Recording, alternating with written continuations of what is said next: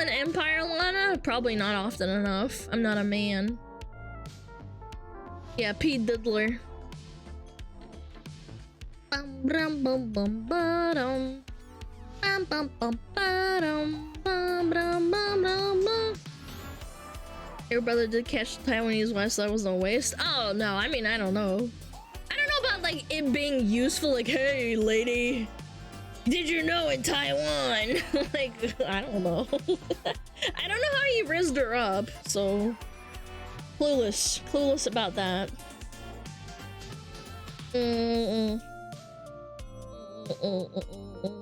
Ham, did you know, woman? Did you know that?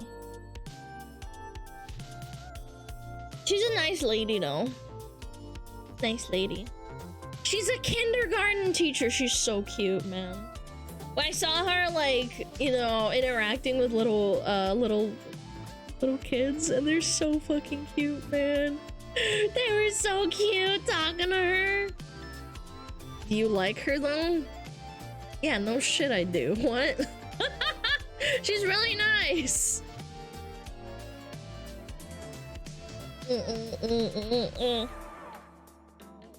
Yeah.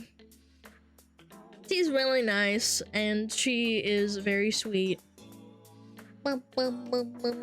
History is obviously the best Riz tool. I don't know about that. I've never been rizzed up with, like, history.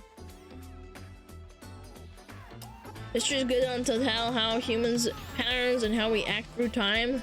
Yeah, but history always repeats itself, and it's kind of cringe, and we all know all these things, but people are stupid, and yeah, we're still doing this shit, man.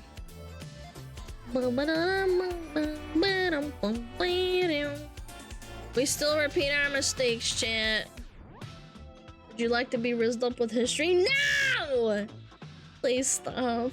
It hurts.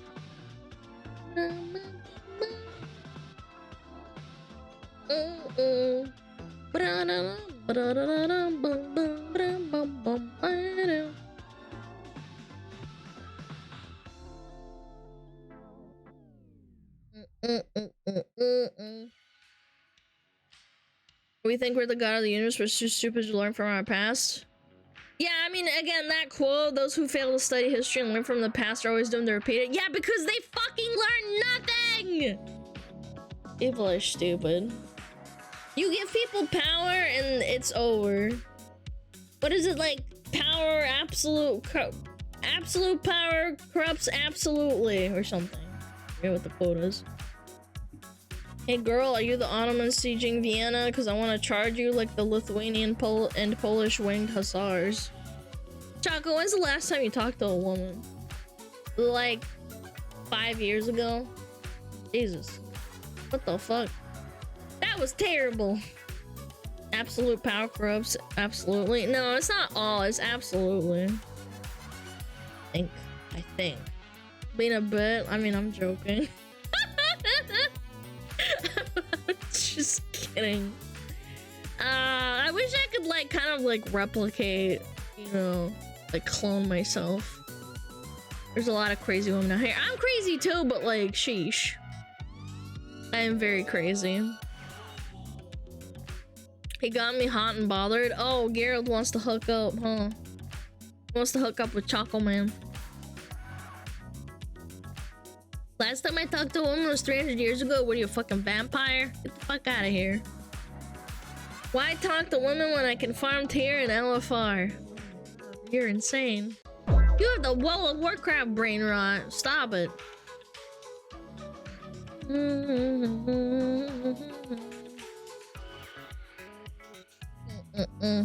Human history is the story of how a small number of people dragging the rest of humanity forward 1 inch at a time. Essentially, yeah, there's always like geniuses and really cool people that pop up, but mostly we just take 10 steps back. Hey Wobman, you like history? You must be an artifact. Because I've been searching for someone like you for centuries with Riz. Okay, that wasn't too bad. That was not a like 10 out of 10 horrible one. Like, that was not bad. At least it was relevant to the conversation. With Riz.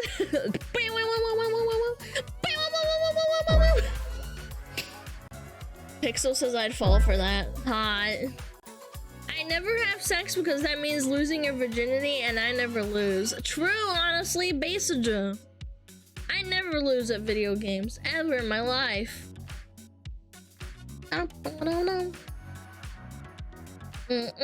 Sup, woman? Did you know John F. Kennedy was shot like how you shot me in the heart with your looks? Alright, I'm banning you for 5 minutes. You're getting fucking shut the fuck up for 5 minutes. That was terrible. Go think about what you just said. Yeah, shut the hell up. 5 minutes. You get to think in your little corner and go. That was terrible.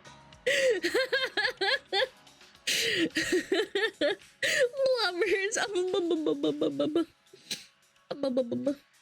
Ballsack privileges temporarily revoked. You'll be back. They always come back. They crawl on their hands and knees and they always come back. The bluntness was funny. Ah, it's funny. It's funny. I'm joking. 5 minutes is nothing. 5 minutes is nothing, chat. Yeah. Schmoove. Man, people are still liking that fucking Fillion jar post, huh? Y'all are fucked up. Why are you doing this? Why are y'all like this, man? I don't get it. What post? Never mind. No. Never mind.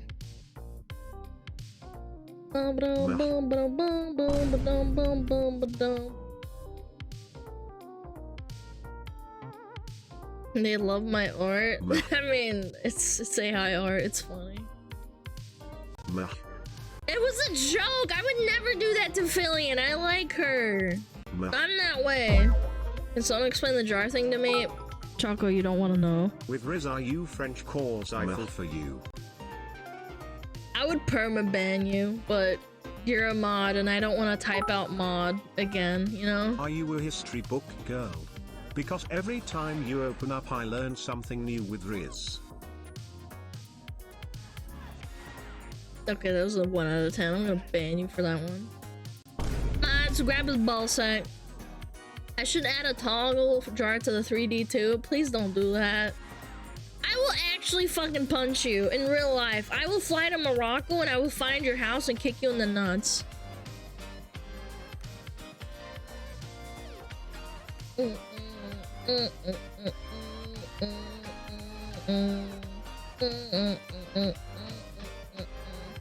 Stop me. I will. I will cause you immense pain. I will actually fly to your house and fucking take a fucking baseball bat to your nuts.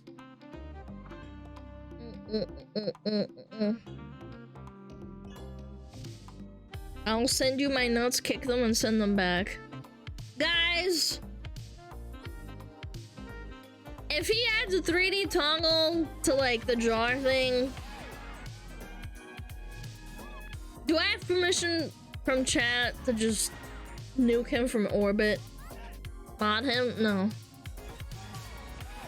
He's too into it? Yeah, you're right. Maybe I should. I'll just ignore you for the rest of the time. How about that? I'm not gonna, I'm joking. He thinks like, oh, I got scared a little bit. I'm joking, please. It's a joke.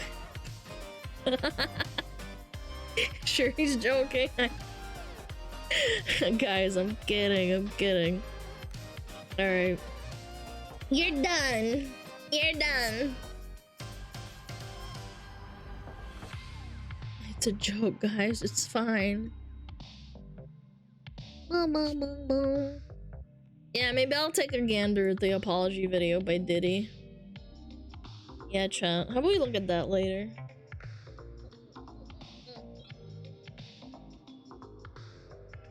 P. Diddy made an apology video. Poggers.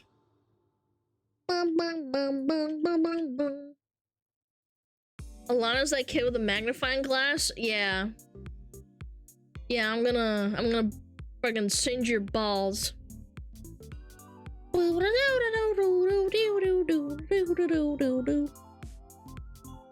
Where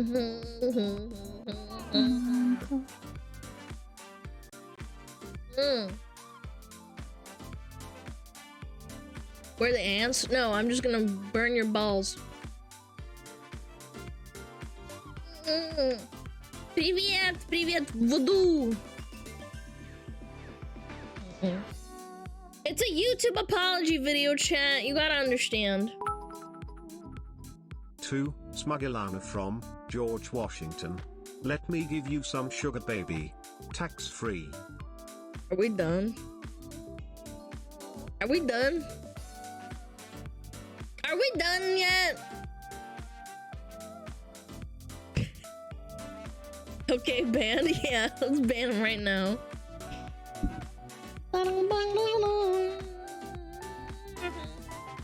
Chat, I think it's time for We Act soon. Chat, are you excited?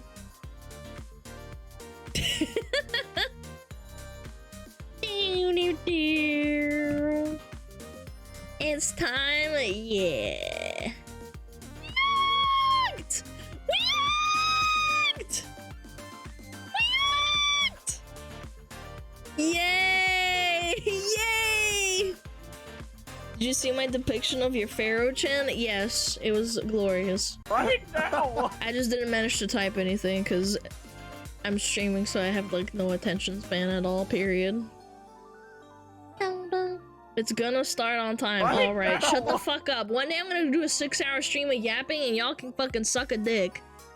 Right Suck now. my whole ass! Okay, best. Yeah. Yeah, y'all are gonna fucking cry and pay. No thanks, you're you were just a bitch. 6 hours of streaming. Shut up! I've been Right doing now. it, man! 6 hours of gaming? Oh, hell no. 6 hours of gaming? No. Disgusting.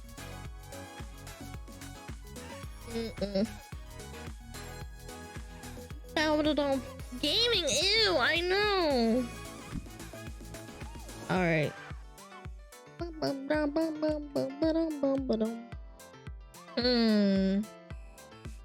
Put some feel on me. Feeling that's pretty good. The themes are off. Nice. Instant karma fails. Ooh. That looked good.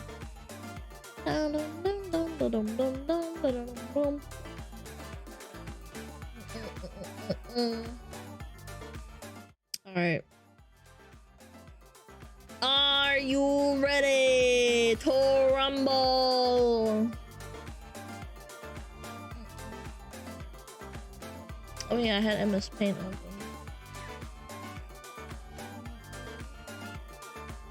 There we go.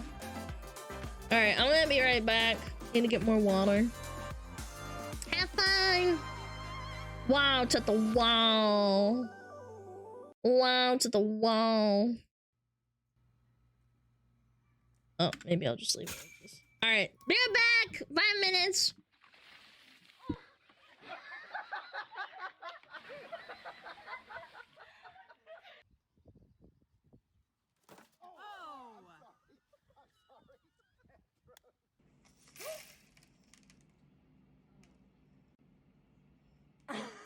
Todavía quedan policías buenos, ¿no? Ah, gracias. ¡Eh!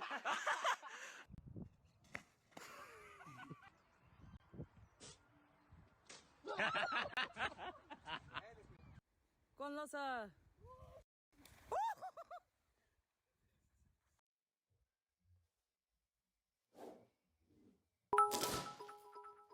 In case no one has told you today, chat, you look cute in thigh highs with Riz.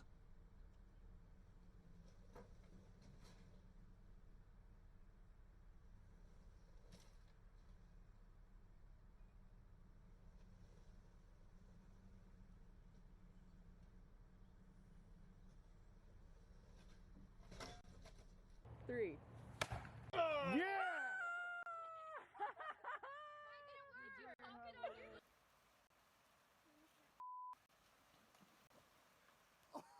Yeah.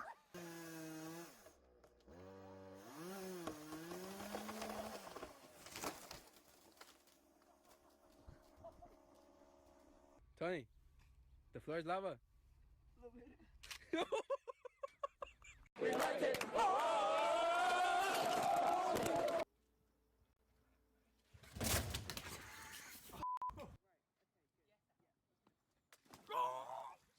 Two and three.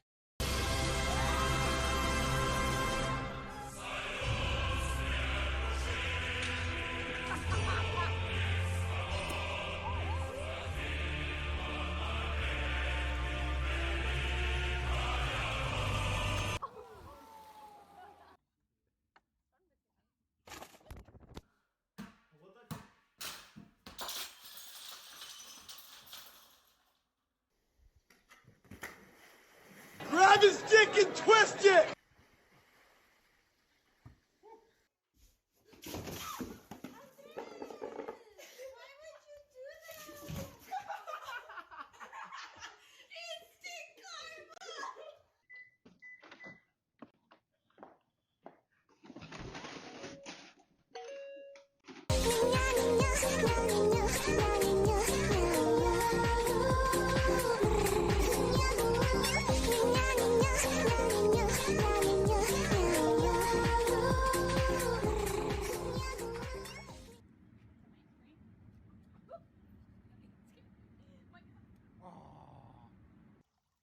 I'm gonna come.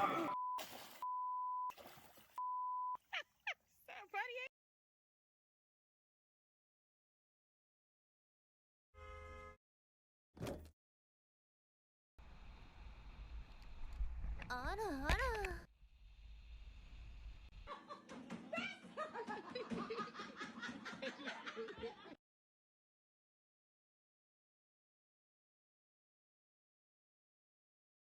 Ready, sir?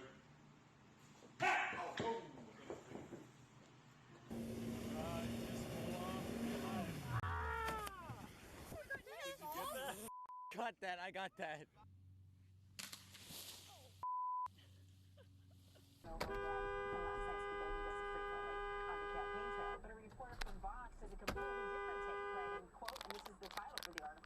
I saw a Marco Rubio town hall in New Hampshire.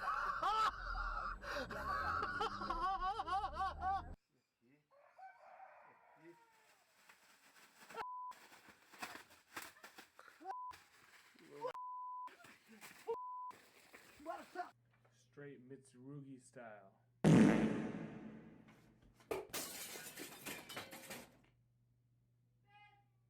Politan style that's perfect. That's the first one I dropped. For the movie. No, that's Oh, hold on then. Are you from Russia? No, I'm from England, America! So fuck. Who's your president? Michael Jordan!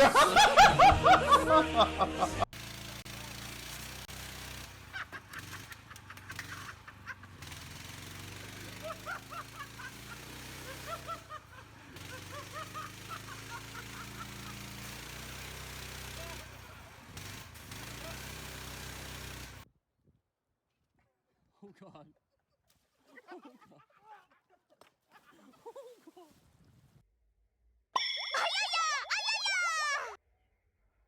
Okay, now all this I can see is white.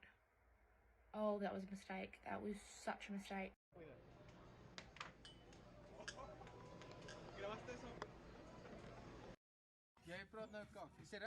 That's it. I'm gonna kick your ass. Then I'm gonna reenact kicking your ass.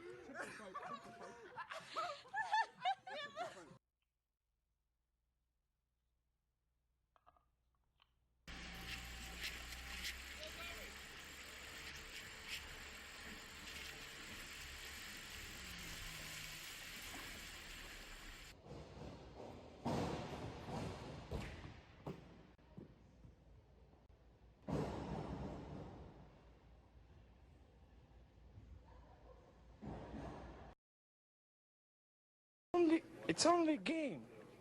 Why you have to be mad? Put it back in. Put it back in and shift it around.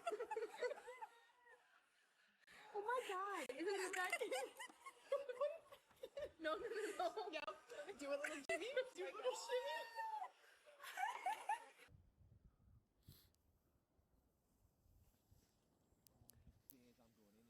Yep.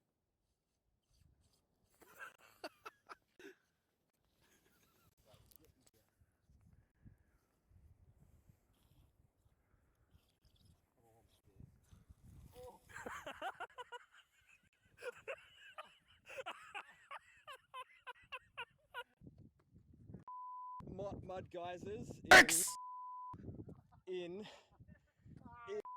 Akuzi. Big piss. So Massive I was trying to piss. hang this, and I.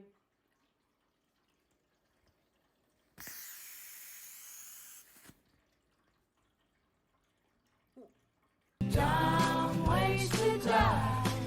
So many dumb ways to die. Something's bobbing, right? Dumb ways to die. So many dumb ways to die.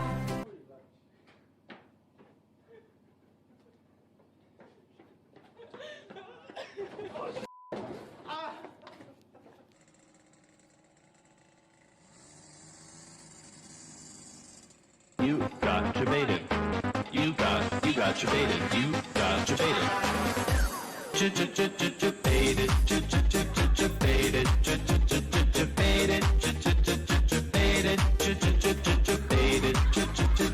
Baited. Baited. Yo.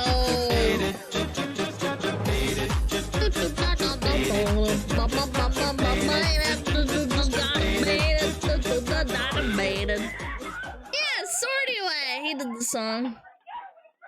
Hello. Yo, $5. You get 1,000 biddies too. I appreciate it. Thank you. All right, chat, we're going down. Chat, we're going down. Got some bots. Oh, did we actually? Did we actually get bots? Le bots. Oh yeah, we did. Thanks for looking out for us, mods.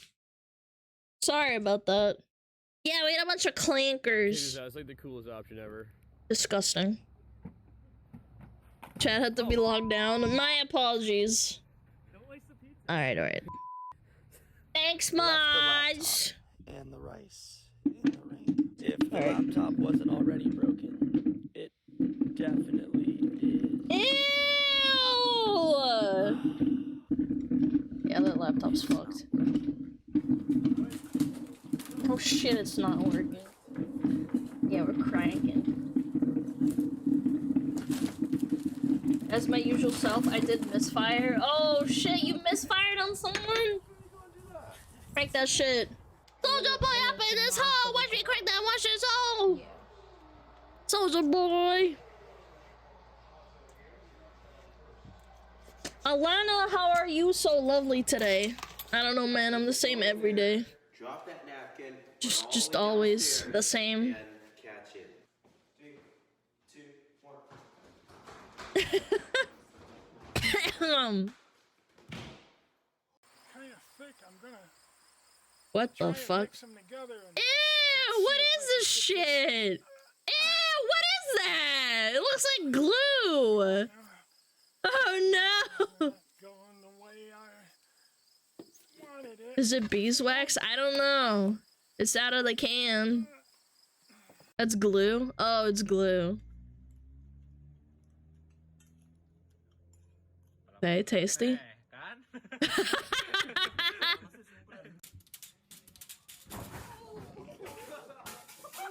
Oh, he... Oh. Oh.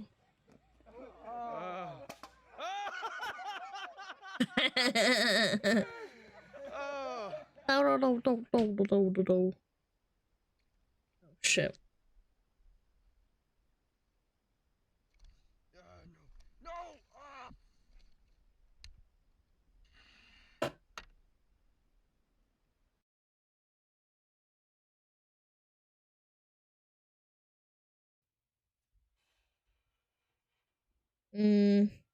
Sorry. Mom is texting. Oh my god.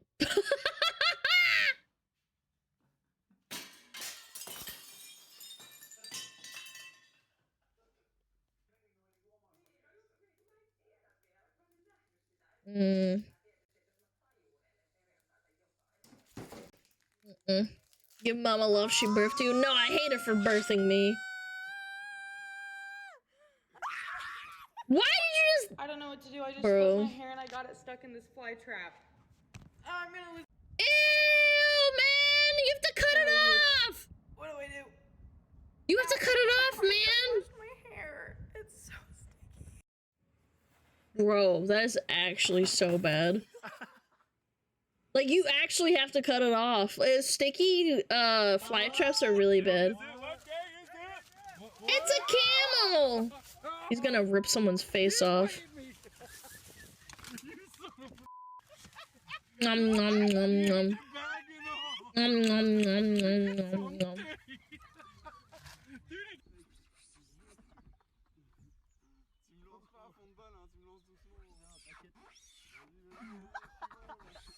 What the hell's that noise? Yo, what a Gojira! Hello, hi! Is that a pizza? No! No!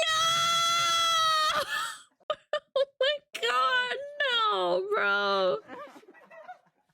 Oh my god, that is actually depressing. It's not 3 layers. Oh no, I broke it. Wait, did he actually get it stuck on his face? No shot. I just waxed my beard. Oh, it hurts Ow! Ow.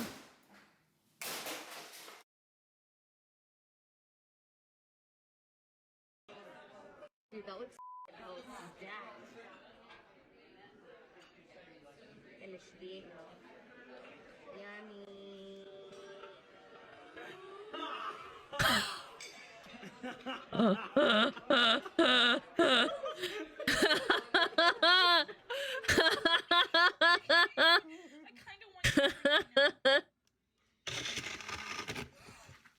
my god, man.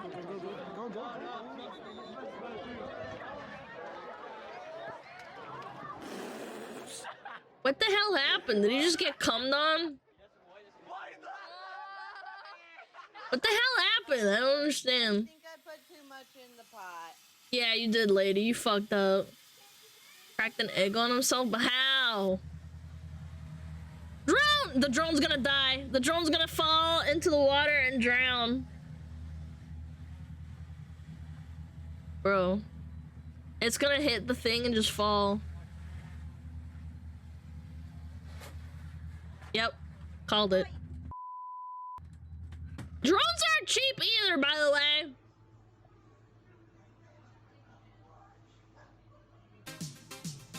Big piss. Always pre-watching, yeah, for sure. Yo, what a purge! Thank you, the prime. Appreciate it. What up, gamer? Welcome to hell. Yeah, you gotta hit it. Oh no, he's not on the nice spot. Oh my god! Ooh, ice cream. I love ice cream. Chat, wanna go on an ice cream date? Erb. So,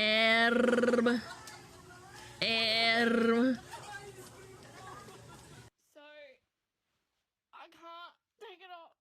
I can't. Try harder, bitch! Oh my god. You're a pussy, man. I wax my legs. You're a pussy. Just take it off, man. Yeah, you're a pussy. I put those on my nose before, this mask stuff.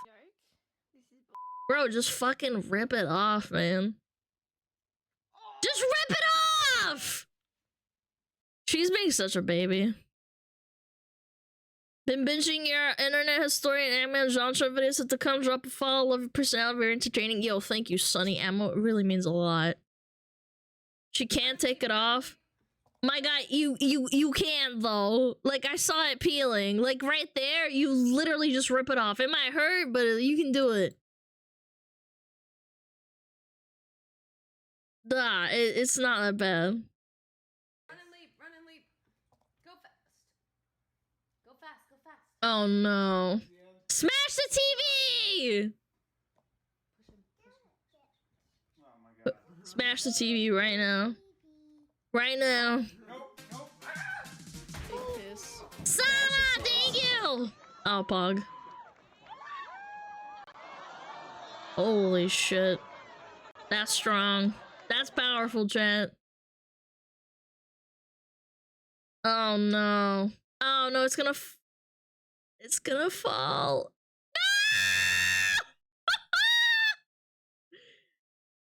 Oh no.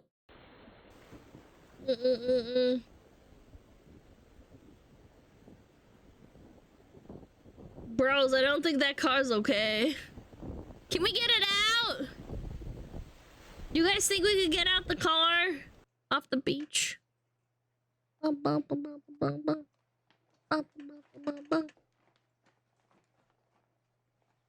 Oh, it's Tammy. It's gonna get him. Fucking love cats. They're so stupid.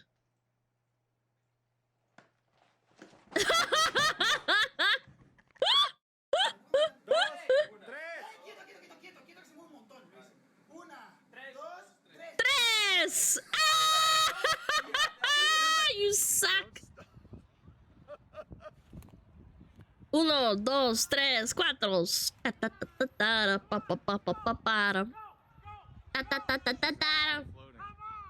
Come on! Oh my gosh, he is so fucked.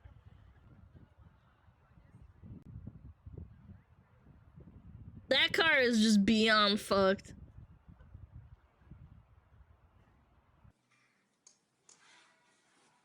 Oh, I used to do this all the time! Yeah, I used to do this all the time with Megatar. Except I didn't fuck it up and throw it into the camera or the... Yeah, like that. I didn't do that! She's gonna spill it, isn't she? Yeah. Hot. Wow, was it worth it for Instagram? Was it worth it? Never before have I seen such I have. Not just one. Not just two. 3. Not just 3. 4. But 5 cars. I have. She's tired. No! Yep. I'd be so pissed. I fucking... Only me.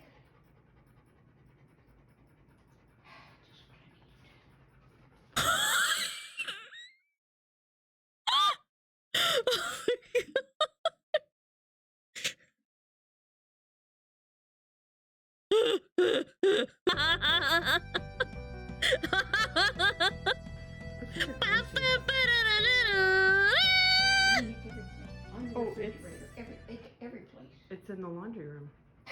That's impressive. I'm honestly impressed. No, I'm not kidding you. Man, I do feel bad. I do feel bad for them, man. Not the chili, chat! Not the chili. God, man, that sucks so much ass. That fucking sucks. It really does. Like, look at that shit. Like, I don't know. Obviously, it's fake. It's acting, but like this is not acting, man. They really did just go everywhere. How did this even happen? How did this even happen? Did she just fucking drop it and like fucking fling it as she dropped it? What happened? At least with Kevin's one, it went upside down and it went like, you know, one trajectory. This went everywhere. Might be the pressure cooker and the lid went to Narnia. Yeah, that's actually a good point. It might have been that too. I don't know. It's very impressive. The pressure cooker wasn't secured right. But this looks like a crock pot, not a pressure cooker. I don't know. Hello, Spart. What up? How's it going? How's it going? Yeah. I have a pressure cooker, but I always make sure it's not overfilled or anything either. I have a crock pot that looks like that. Yeah, I used to have a crock pot like this a long time ago. And then it cracked. So I dropped it. But that's neither here nor there. That was my own fault. Do do do do do do do do. Do da da da da da da. Bum bum bum bum bum bum bum. Instant pots are S tier? Yeah, I had one. Now I have a pressure cooker instant pot thingy. Fix it with some flex tape. Yeah, I don't know about that. I just got a pressure cooker. Reminds of the time one of my housemates froze a 2-liter bottle of Coke in the freezer. He then tried to open it. Oh my god, imagine that. That's a disaster waiting to happen. Did they think that you could make like a slushie out of it and then it turns out you can't really do that without exploding the entire freezer? Yeah, beer does that too. When you put beer in the freezer and you forget about it, it explodes. My dad did that, ceiling was ruined. Yeah, it explodes like a bomb.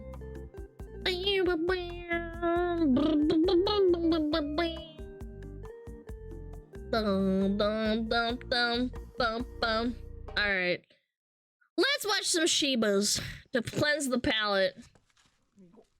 We've missed out on some Shibas since yesterday. You put something in the freezer and pass out? Yeah, it's very common. Look at it! They're so cute! Ish. By the way, ironically, that video I passed up yesterday that got recommended to me in the suggestion box, fucking Asmongold reacted to that video.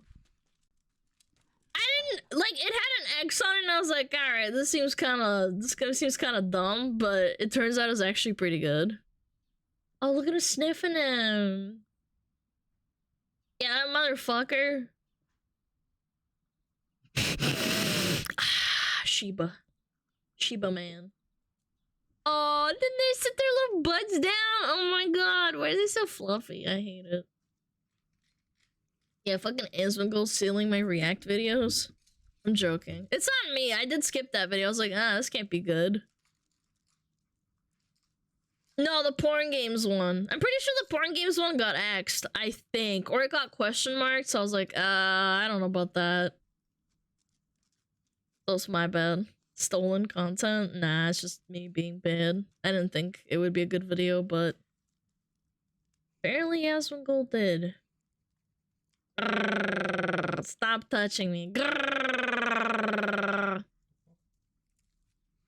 There's a dildo in it, I wasn't sure. Huh. It's probably an age-restricted video. I don't know. Yeah, I think it might have been age-restricted, so it had an X on it, so maybe we could, like, post it on Patreon or something? Yeah.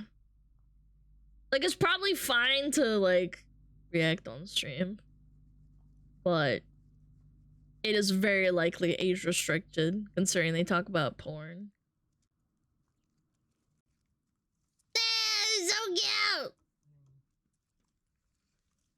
The Nataku one? Yeah, I had that one suggested before the Aspen react. Ironically. Alright, let's see the P. Diddy. P. Diddy! P. Diddy! Diddling kids. Boom. Alright, 3, 2, 1, go. Have you heard the stories of the P. Diddy Defense Force? Yes. I imagine not. These bugs crawl around the deepest, darkest corners of Twitter, constantly trying to fight for the honor of Puff Daddy. These rotten scoundrels aren't paid for— The only reason I know about P. Diddy is that I think he pissed on someone. That's all I knew about him up until this point. their services by P. Diddy to fight his PR battle for him or anything. The only thing they get paid in is a couple of updates from other inmates of Arkham Asylum that join them. Wasn't that R. Kelly? Oh, was it? Oh, that's R. Kelly. Never mind. Yeah, never mind. I guess I don't know anything about P. Diddy. P. Diddler.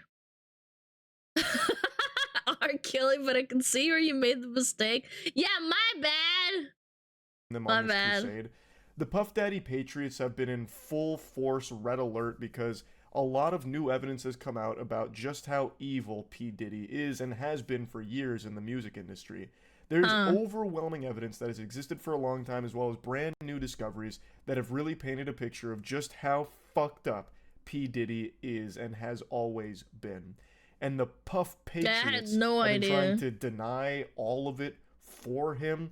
A lot He had Tupac killed? Is that like verified or is that just, you know, speculation? of them just kind of default to like, oh no, women are lying manipulators. So these bunch of whores are trying to get an innocent man in trouble. And they're not a large number of people that do this, mind you. The diddlers. But having anyone that defends P. Diddy is incomprehensible to me. And now this group of goobers is swallowing a tough pill here because a video came out that not even they can defend. It's surveillance camera footage from 2016 in a hotel where P. Diddy chases down and then beats his ex. Oh my Cassie. god! Obviously, I can't show this video, but yeah, it no is shit. brutal. It is a disgusting thing to witness. She's on the ground too. Holy And fuck! there is no trick photography here. That's not a deep faked AI or anything like that. That's it is heinous. footage of P. Diddy mercilessly beating his then girlfriend, which No, I didn't see it, corroborates no. the abuse allegations that have been made against Diddy for a long time now. P. Diddy also came forward and issued an apology video today. He actually sat down and did a fucking YouTuber apology. I'm sorry for beating my girlfriend and getting caught. I'm sorry, chat. Sorry. We're sorry. Let's go ahead and take a peek. It's so difficult to reflect on the darkest times in your life. Oopsie doopsie. Sometimes you gotta do that. Sometimes you gotta beat your GF. Yeah, very reasonable. I was fucked up. I mean, I hit rock bottom. But I make no excuses. My behavior on that video is inexcusable. He hits rock bottom, he hits women, he hits crack pipes. There's nothing this guy won't hit. The way he immediately starts this apology video is so fucking phony baloney. It's so difficult to reflect on the dark times, but I've got the strength to do that because I got caught with surveillance camera beating my girlfriend. I hit rock bottom. I mean it. I'm built different, so I'm going to reflect on the most painful moments of my life. When it comes to strength, I'm like a Super Saiyan being able to sit down and talk about this. Like, and then he goes on about how, like, it's inexcusable, he's not gonna make any excuses. Brother, your whole fucking career is built around making excuses for your abusive behavior and all the really fucked up shit you've done. And you are still constantly doing that. Even if it's not you directly making the excuses, you hire your fucking team of lawyers to do it for you to keep yourself out of jail. This is a guy that should have been locked up for life a long time ago. I take full responsibility for my actions in that video. I'm disgusted. I'm sorry, chat. I was disgusted then when I did it. I'm disgusted now.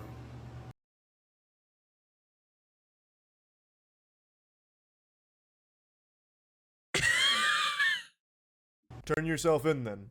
You take full responsibility for it. You're Yeah, like they found this footage. He didn't like report himself. I don't fucking know. that disgusted. Walk to the nearest police station and turn yourself over. Although Give Tammy all the wet food. Yo, Dragon Games! What the frig? Thank you so much. Thank you, thank you, thank you, thank you. I will. Tammy gets all the wet food. Holy moly! Thank you, man. That was really out of nowhere. No, I will. Tammy eating good today. I feed Tammy well. Don't Although worry. I'm not even sure if the police department would do anything about it. They issued this statement once the video started to go viral. They said, "We are aware of the video that has been circulating online allegedly depicting Sean Combs assaulting a young woman in Los Angeles.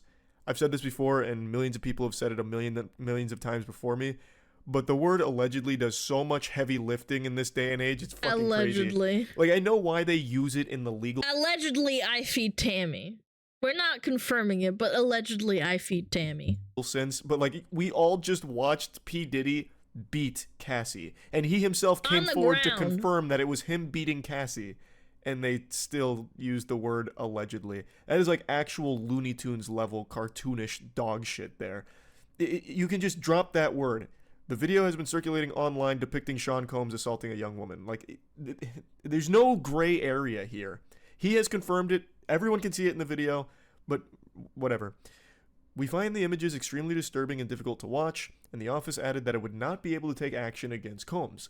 If the conduct depicted occurred in 2016, unfortunately, we would be unable to charge as the conduct would have occurred beyond the timeline where a crime of assault can be prosecuted. Wait, this happened in 2016?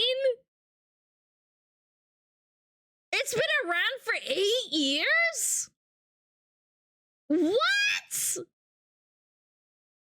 No, really, no. I need to let him cook. Hold the phone. What? As of today, law enforcement has not presented a case related to the attack depicted in the video against Mr. Combs, but we encourage anyone who has been a victim or witness to a crime to report it to law enforcement or reach out to our office for support from our Bureau of Victim Services. Gotta tell you, sports fans, that bureau... So now that it got leaked, he's sorry, but 8 years ago, he's like, alright, yeah, I'm not gonna say a damn thing about it. I'm not gonna apologize until I get caught. It doesn't sound like it's doing a whole lot of service to the victims if it's going to say like, oh no, your assault, that took place way too long ago. Our hands are tied. We're not doing anything about that. Move on. Like, that's not exactly the best service to victims. How is someone going to come forward and be like, look, I got beat by my ex in this hotel, and it was a traumatic experience that I've been quiet about for so long out of fear for my life. Is there something we can do about it? And they just say, nope.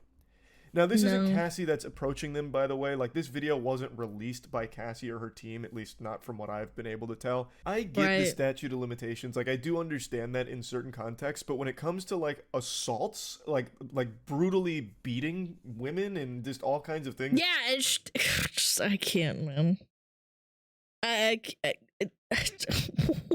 What the fuck? Oh my god. 8 years ago, he paid the hotel to not release the video. I hope she sues the hotel. That's horrendous. They should be complicit in that. Things like violent crimes. I would imagine there shouldn't really be an expiratory period there, like it's a fucking loaf of bread, like a Best Buy date that you have to act within this window, or else that's the end of it. Now it's kaput. He just gets away with it. I think it's super fucking stupid. Yeah, that is super dumb. I went and I sought out professional help. Now to go into therapy.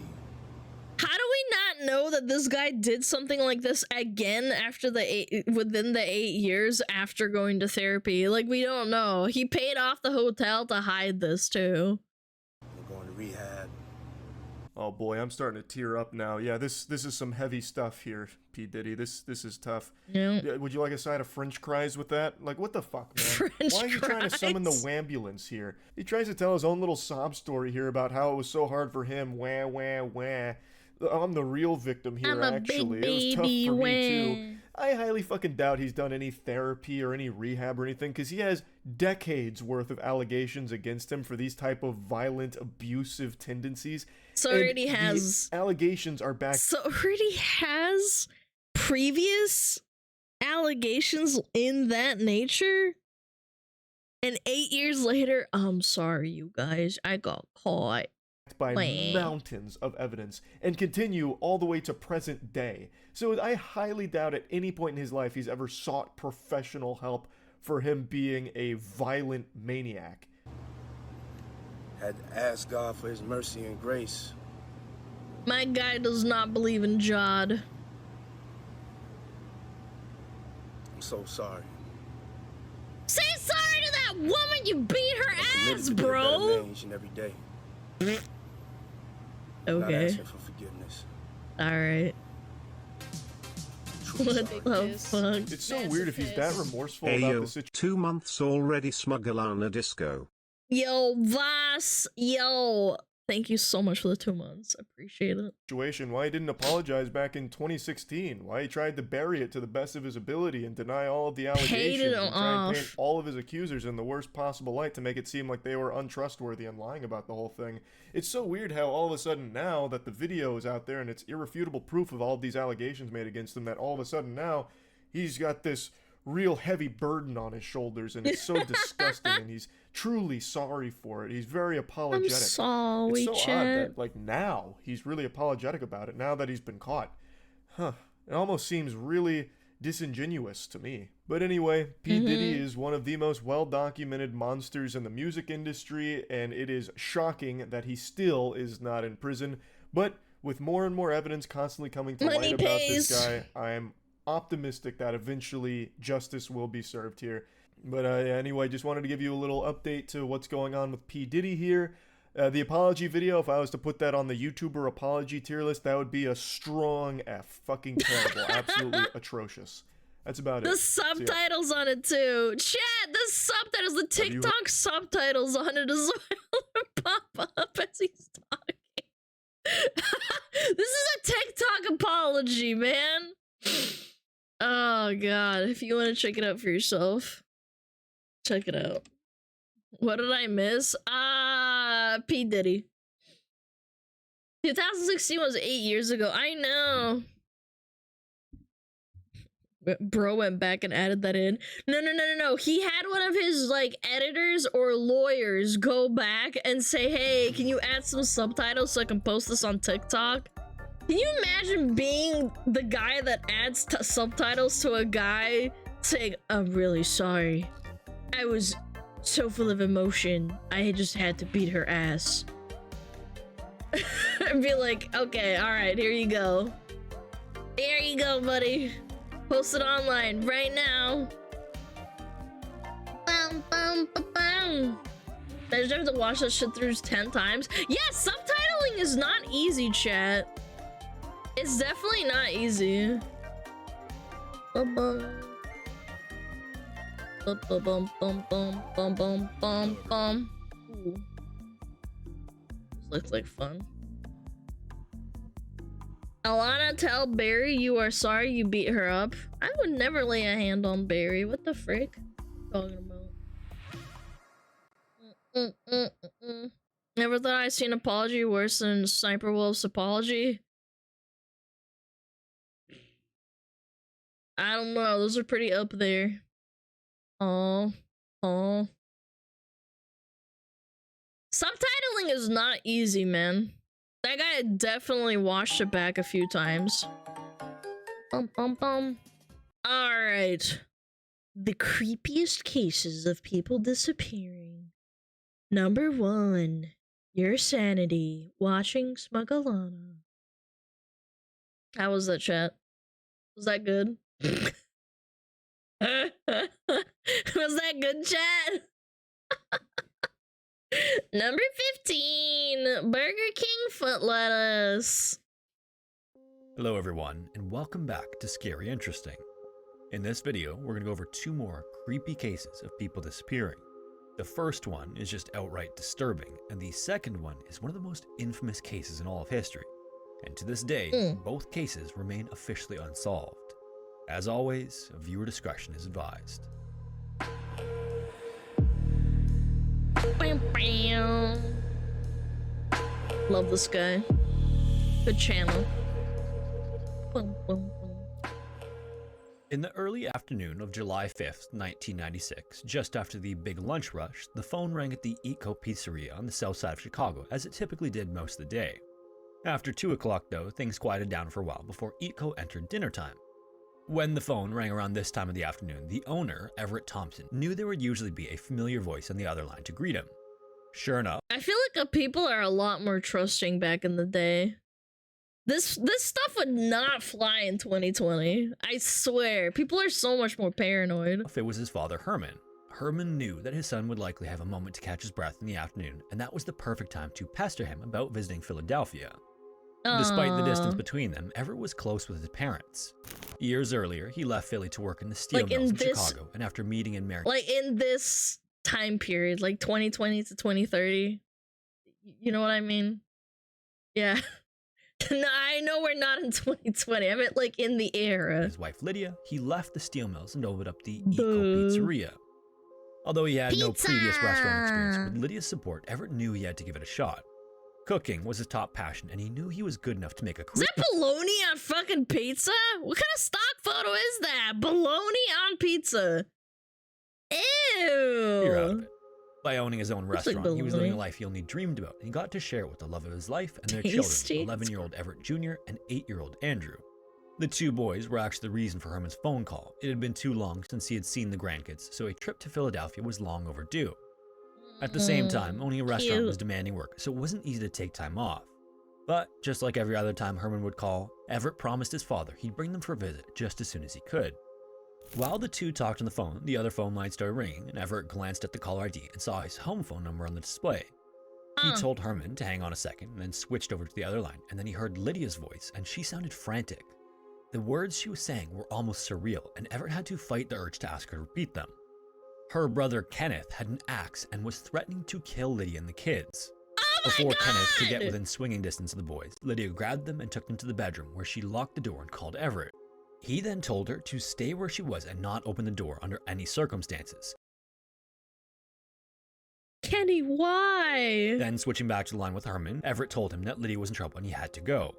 He then turned to the restaurant manager and said the same, and around 3 o'clock, Everett hurried out the door and jumped into his van to race home. Surprisingly, this was like deja vu.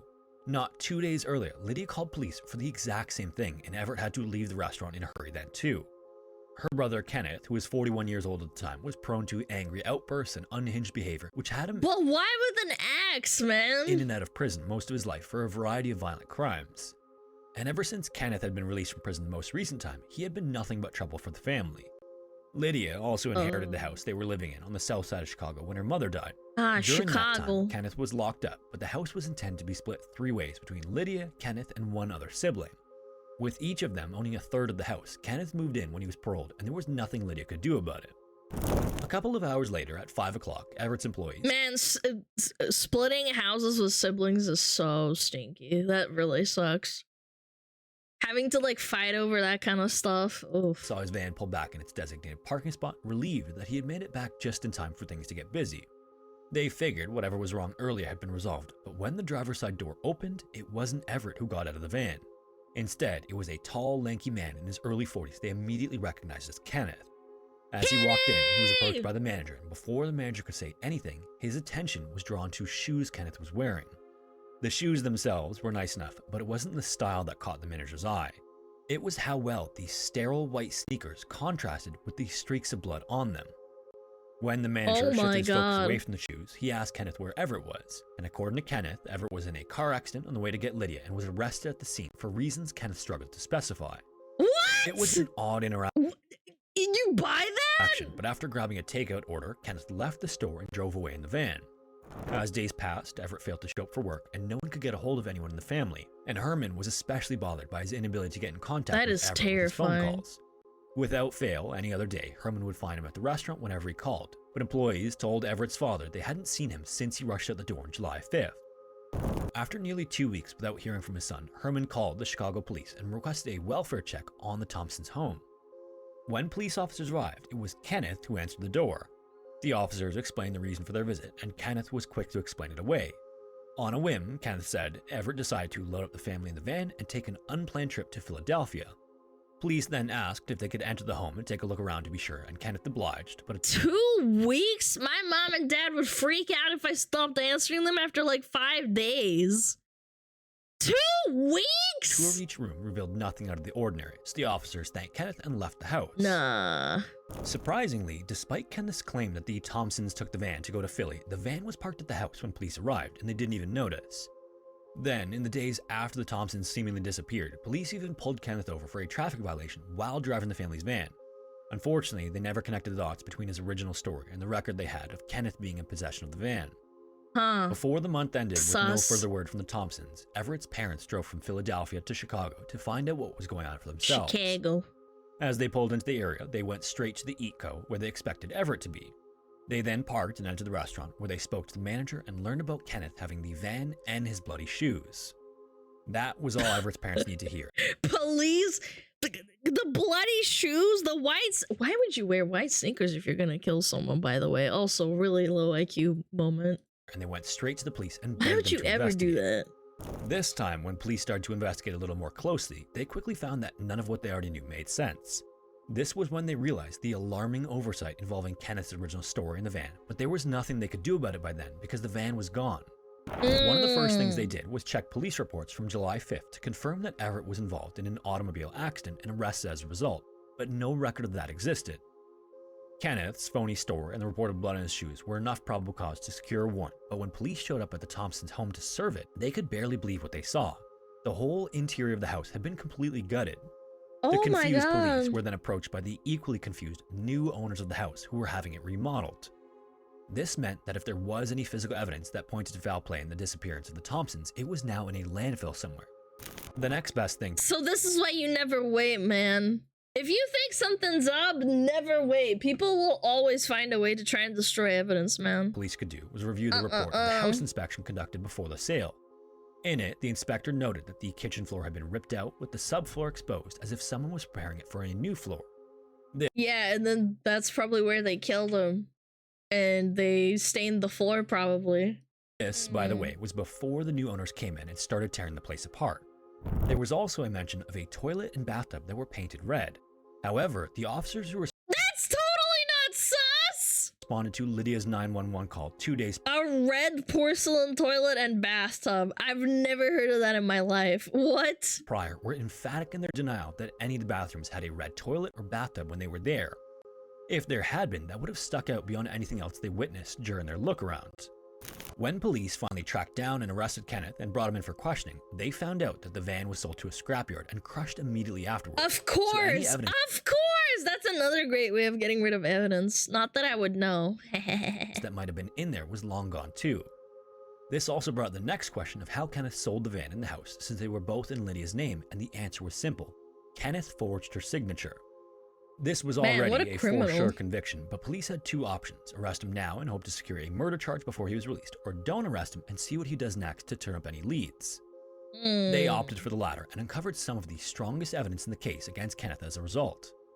After he sold the house, Kenneth bought a trailer home in, of all places, Gary, Indiana, and a year after the Thompsons vanished, the FBI and police secured a warrant to search it. Investigators then searched the trailer and Kenneth's belongings, and they also brought in cadaver dogs to see if they could find something police officers couldn't. Among the items they uncovered in the trailer was a child's sock and a pair of shorts, both heavily stained with blood.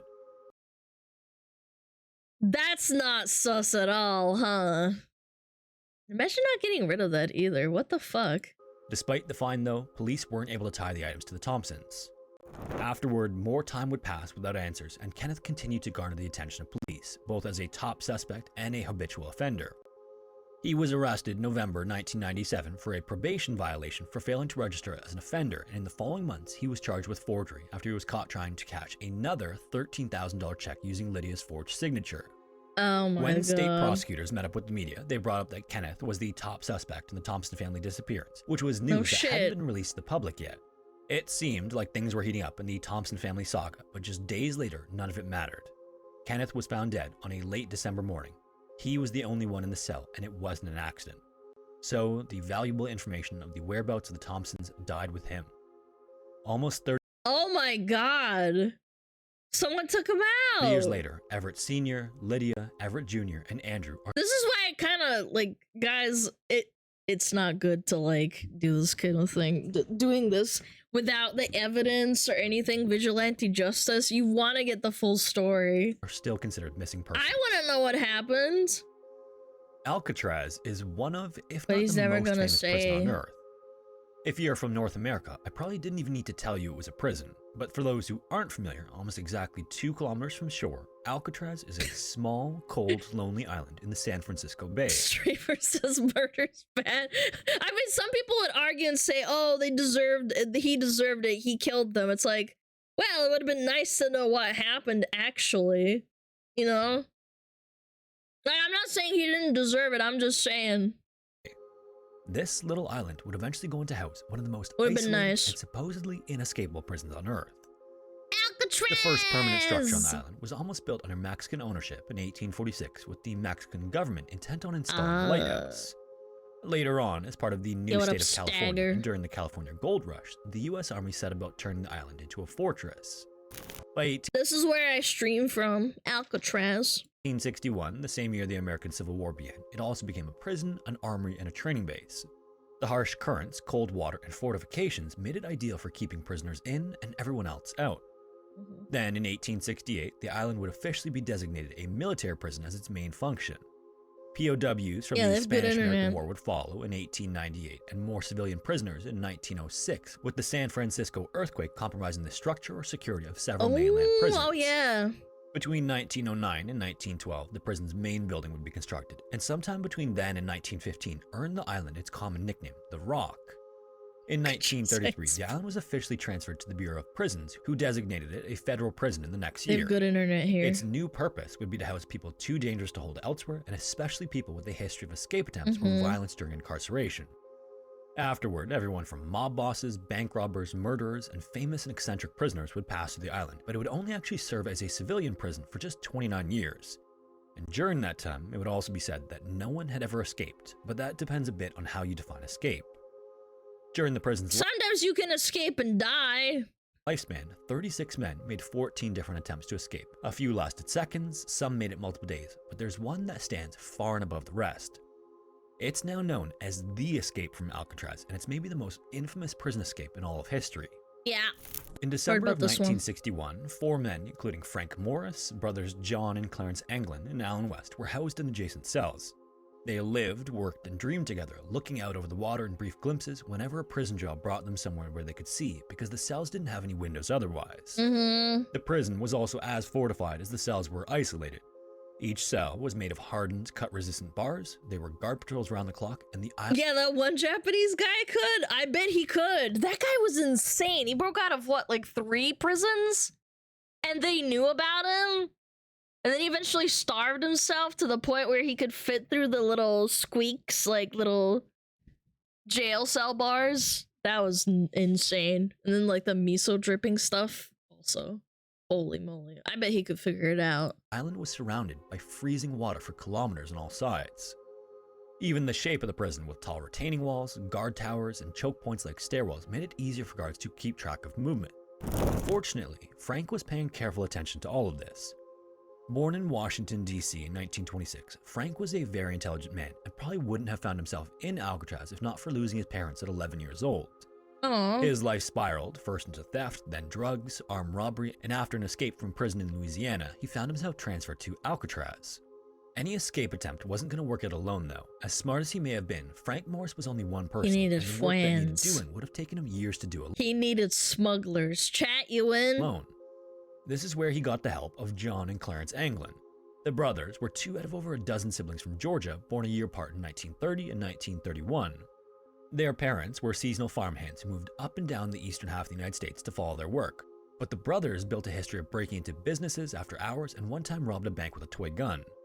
These would continue to escalate until they were finally arrested, and then once in the prison system, multiple attempts to escape the Atlanta penitentiary got John transferred to Alcatraz in October 1960 and his brother Clarence the next year, January of 1961. But it was actually the 4th man, Alan West, who came up with the idea that set everything in motion. Alan was born in New York in 1929 and had been arrested over a dozen times before a car theft in 1955 sent him to the Atlanta penitentiary and then to Florida State Prison. Trying to escape from the state prison eventually landed him on Alcatraz. Like, you think this swim across is nothing, but it's like an actual ordeal, especially the currents of the ocean. In 1957, Crazy. several years before the other men. Alcatraz. During his time in the prison, Alan occasionally found himself working up on the roof of the main building where he noticed the various drains and ventilation shafts, and it gave him an idea. One day, back in his cell, he told the brothers and Frank about it and how it might be just the opportunity they were looking for. The men knew quite a few people had tried to escape before them, and it all failed. Most had been captured, but some had even been shot and killed, so they couldn't afford to make any mistakes. Oh shit. However, those previous failures also had lessons to teach. Over the next 6 months, the men had their work cut out for them, and everything had to be done as stealthily as possible. Prisoners were subject to a dozen searches a day, but even still, each managed to smuggle small items into their cells. Like, for example, broken saw blades from the workshop, metal spoons, and the motor of a broken vacuum cleaner, which they turned into an improvised drill. With these items, the men began slowly drilling a ring of holes around the edges of the air vents underneath each of their sinks. The bars may have been upgraded in the 1930s, but the island's concrete had been subject to years of exposure to salt water and had begun to weaken. They then used fake painted cardboard that matched the color of the cell walls to conceal their work during the day, and the prison's music hour offered them a brief moment of time to dig without the guards hearing them. Frank would play his accordion as well to add extra noise, and bit by bit, the 4 men made the holes wide enough to crawl through. That's smart. Once on the other side, the men found themselves in an old utility hallway full of vents and pipes, as well as access to the unused top floor of the prison. Since no one was able to get up there, they then had the entire floor of the building without any guards to worry about to use as a workshop. Next, to conceal the time they spent in their workshop, the men needed to be in 2 places at once, so mixing. Oh my god. There are so many prison break movies that got inspired by this, for sure. toilet paper with soap, toothpaste, and concrete dust, the men created 4 paper mache heads. Then, with Hide paint their from the heads. workshop and smuggled hair clippings from the barber's floor, the men made heads convincing enough that a passing guard of the night with a flashlight wouldn't be able to spot the difference. Then, on top of that, extra sets of clothing stuck I don't know, Chad. Do you think you can tell the difference? I think I could. under the blankets further filled out the illusion. This time and secrecy allowed them to begin the real work of their plan. Frank had received several popular mechanics and Sports Illustrated magazines during their incarceration, and inside these he found designs for a life Oh my preserving god. vest. Holy moly! Fucking shit on calm, piss myself. Hi, Vampy. Hi, Raiders. Hello. Thank you so much for the raid. Hi. Hi. Hi. Hello. Hello, Vampire Queen. How are you doing? How's your stream? Thank you so much for the raid. We're watching mysterious disappearances. Do you have anything to do with those? Because you're a vampire. Yeah, Raiders, present your passwords. Oh yeah, that's right. Yo, Raiders, I see you have some papers right here. Papers, please. Okay, Vampykins, Raiders. You looking good? Alright. Let me stamp this off real quick. Yes. Let me see. Age 524. Okay. Man, are you sure this is you in the picture? I don't know. I don't believe you. Massive piss. I'm glad your stream was good. Thank you so much for the raid again. Thank you, Katsune, for the sub to Vampy. Alright, I'll stamp it off. Alright, here you go. Hello. There you go. Here's your password back. Welcome to Hell. Welcome to Yapistan. And thank you for hanging out or doing the little react. It's called The Creepiest Cases of People Disappearing. And we're on the part where they break out of Alcatraz. Yes, it's very cool. Made inflatable boat and information about harbor buoys and what they signify. Ooh. Then for months, the men collected materials in their hidden workshop. Some they stole from around the prison, and others were traded, donated, or stolen from other prisoners. But with somewhere secret to actually keep all of it, the guards had no idea. That's so cool, They even man. built a boat out of over 50 raincoats by stitching them together and then using the heat from steam pipes to cure liquid plastic epoxy. The men also made wooden paddles and even a periscope for whoever was on lookout duty to keep an eye on the guards in the evening. Finally, on the 11th of June, 1962, it was time. That night, the men set up their dummies and made their way into the back corridor, but there was a problem. In the days prior, the vent hole in Alan's cell was starting to collapse under its own weight, so he'd smuggled in some concrete to rebuild portions of the hole. That concrete had hardened faster than he expected and stuck his vent in place. The others tried to help him re-drill the holes, but soon realized they were running out of time and risked being discovered by digging in the night. In the end, the 3 men left Alan behind as he continued to try to widen the opening. They then made their way into their workshop and then climbed a series of pipes up 9 meters or 30 feet to the ceiling, where a series of large fans circulated air into the spaces at the top of the building.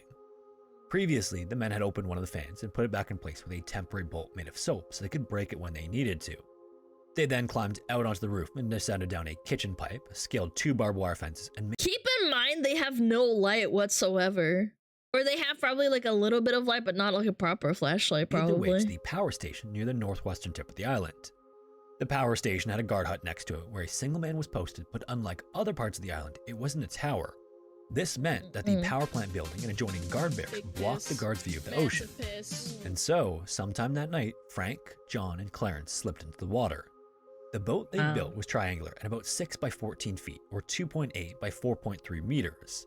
The main issue with it was that it had no proper air nozzle, so one of the 3 men had to use a concertina stolen from another prisoner, which is a kind of miniature accordion, to constantly inflate it.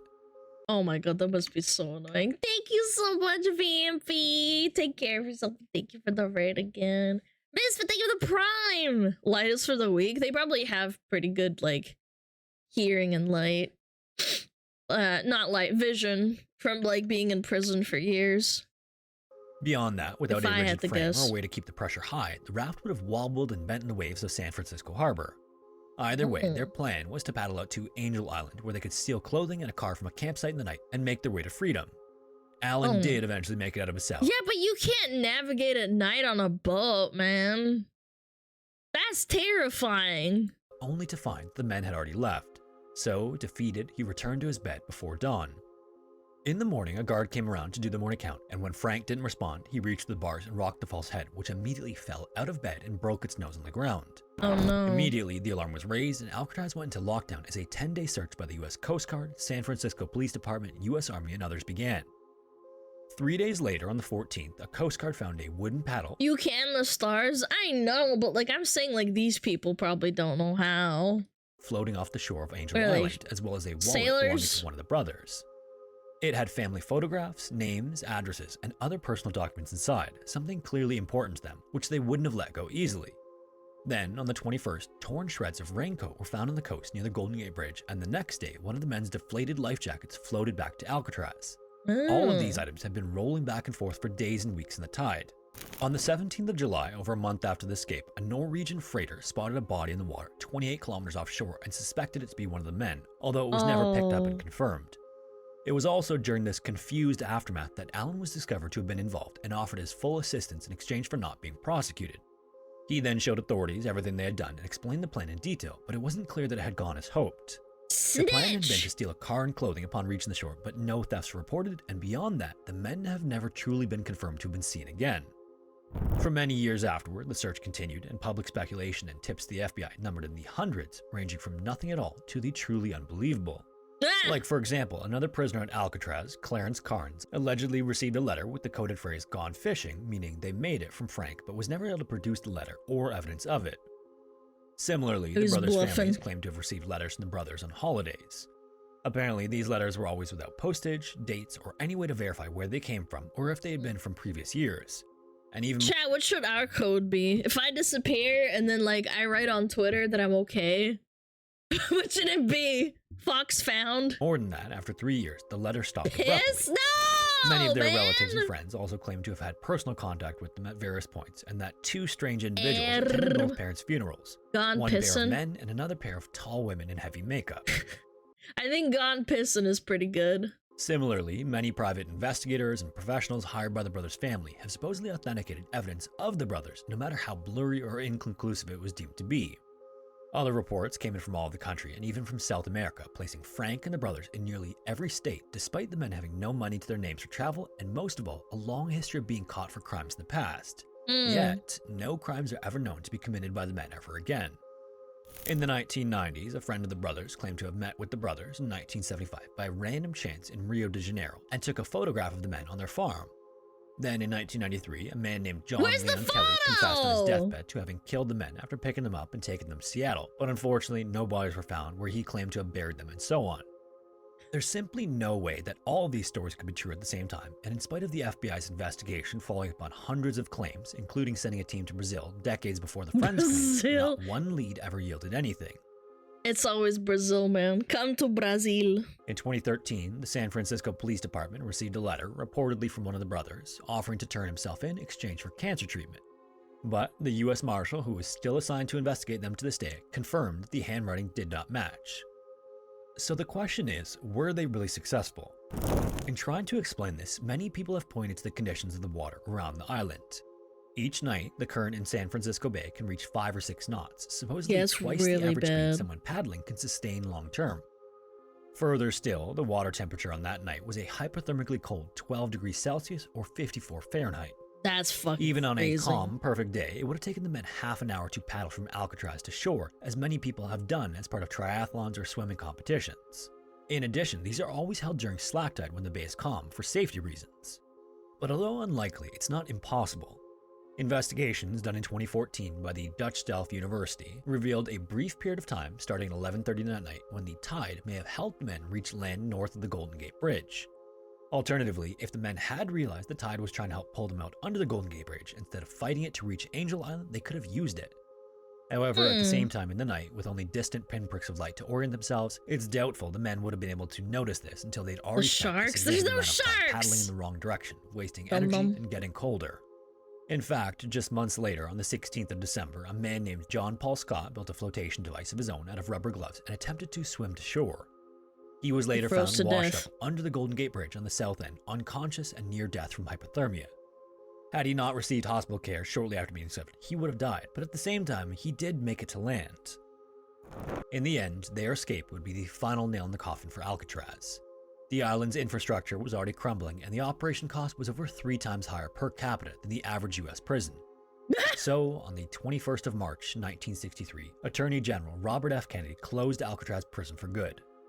The last part of the story is that Alan West eventually served his Kennedy's sentence and was released, grr. only to re-offend 1 year later in 1967 and once again be sentenced to prison.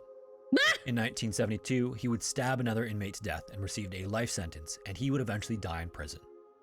My God. So, what do you think happened? Do you think they happened to make the one and only successful escape from Alcatraz? Or do you think they got they lost probably in the freezing died. water before ever making it to land?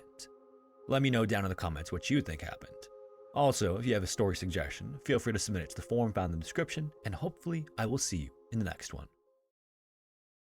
Sharks ate them? Yeah, Megalodon ate them. Yeah, Mega ate them. Never heard from again. Yep, it's over for him. That was a good video. I like this kind of stuff. Clamptures. That's right. Clamptures. Yeah, I don't know. I think they're dead. Personally, I'd swim it. Yeah, I bet you can do anything. The only thing you can't do is get bitches.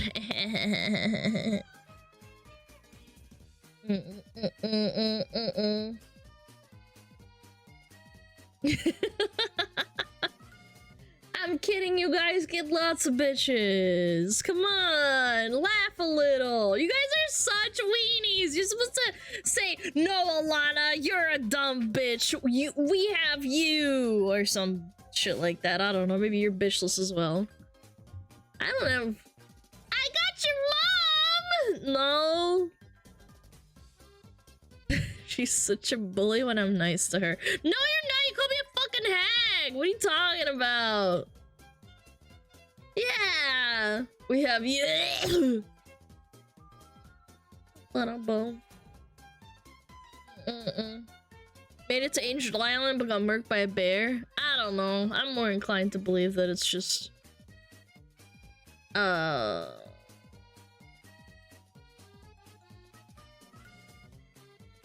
was I saying? Oh god, I got distracted. Sorry. Yo, what up, Christian Bethel, 1993. I wonder how old you are. Do you happen to be 31 years old? I'd rather stay alone, thanks. Want to work on myself. Oh. 31? Yeah, that's crazy. It's almost like I called it. How did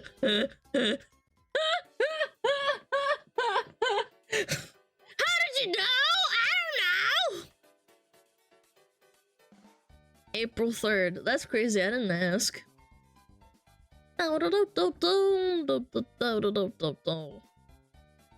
Sonic returned the Master Emerald and Angel Island flew back in the sky. True. Alana flexing the math skills. Well, it's not that hard just because, like, if you add and subtract the age that you are from the birth year, it's easy. If you do like 1924, I'd be like, I don't fucking know, man. I don't know. I'd be like, I don't know how to do math. Wow, Alana, how did you do math? Sus imposter, mods take her tail. Shut the fuck up. That's 100, Alana. No, I don't know that. See? See? You guys are so smart. Has a woman ever told you that you're really smart? Yeah, you guys are so smart. You're so cool.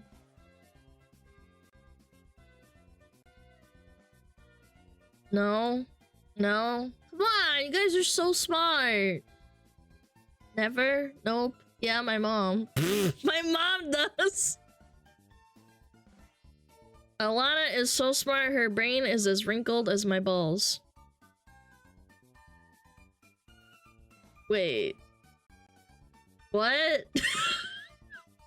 Wait a minute. Are you saying I'm really smart or they have really wrinkly old balls? I don't get it.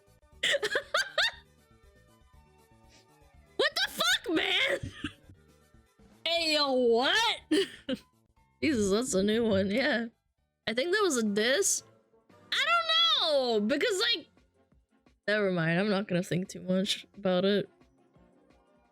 Yeah. Yeah, you must have really smooth ones. No wrinkles. Yeah, wrinkly brain is good. Not wrinkly brain is bad. It means you have no brain cells. You guys are killing me today. You are making it hard today, chat. Wrinkly brains means healthy brains. Smooth brains means serious issues. No, the smoother the brain is, the more insults bounce off of it. So that means it's good to have smooth brain. Intelligence is stored in the balls. Yeah, I don't know about that one. Chat always makes it hard. You're so done. Class, can we ban those two? The guy who said I'm always hard, and then the guy that underneath that said chat always makes it hard. Yeah, can we ban those? Just ban them real quick.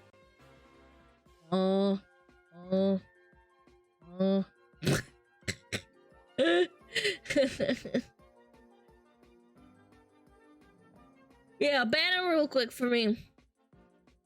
Alright, let me pull up some in the suggestion box. What the fuck? OMG! Gen Z can't answer the most basic questions. Our education system is in trouble. Okay. What is this? Who posted this?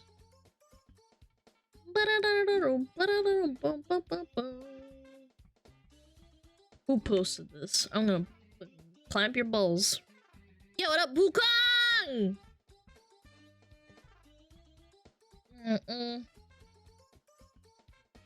That's not specific to Gen Z. People have been doing that on YouTube for decades, so it's the same. Yeah, I know. Exactly. Yeah, I don't know. I feel like it's just people are in general really stupid. I want to find one that's like Europeans can't answer the most basic questions, then we can laugh at them next. Can Europeans answer simple geography questions? I'm sure they can't. You can always find people that are doomed and stupid. Concours when we're doomed. Heavily edited where they pick a specific dumb ones. Oh, I know. Was this approved by mods? Hold on, I clicked it, but I didn't actually think about it. Boom, boom. This TikToker is creepy. Oh my god, is this the Nair butthole guy? Yeah, this is the Nair butthole who nared his butt! This got approved by mods. This must be okay. Yeah. That video should be fine. Yeah, I mean, it's Oompa. Oompa's fine. Hasn't watched someone? No, I know. Yeah, I know. This is my fucking recommended. It won't stop talking. How many moons does I mean, it won't stop recommending to me. Jesus. Man, my brain is cooked. Alright. I'm ready. I am just as stupid as these people, so I can't laugh at them, but that also means that I can laugh at them, because I am just as stupid as they are. Alright. Let's nair our booties and show off to each other. Avenue, how about, you, do that yourself. Also, someone just DM'd me saying, you should make an AI art tag, you monster. Can you use your brain and check the profile on my Twitter? I have an AI art tag, so you guys can post it. Like, come on, man. I literally talked about it. I talked about it on stream. I did.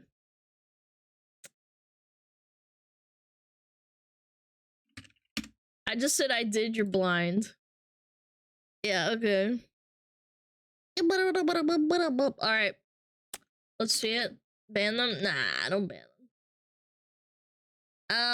3, 2, 1, boom. How many moons does the Earth have? 6.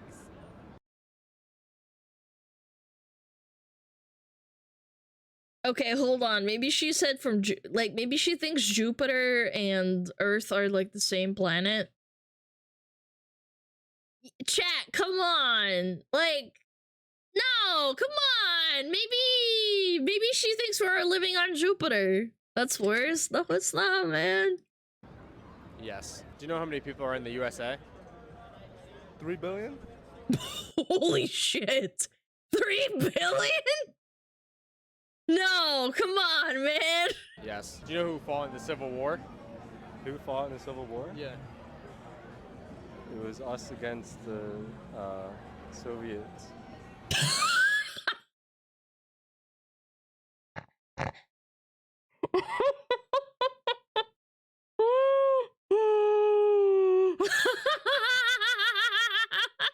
Against the Soviets in the Civil War. That means Russians were part of America, and then the Americans kicked them out or something. Yes, North versus the comrades. That's right. Everyone who's south of the border is a comrade. Yes. Do you know how many states there are? There's a star for each state, so 51. That's very confident. How many people are Yes, yes, that's correct. Yes, yes. Around how many, if you had to guess? No, wait, what did you say? Hold on. Yes. How many people are on Earth? Around how many, if you had to guess?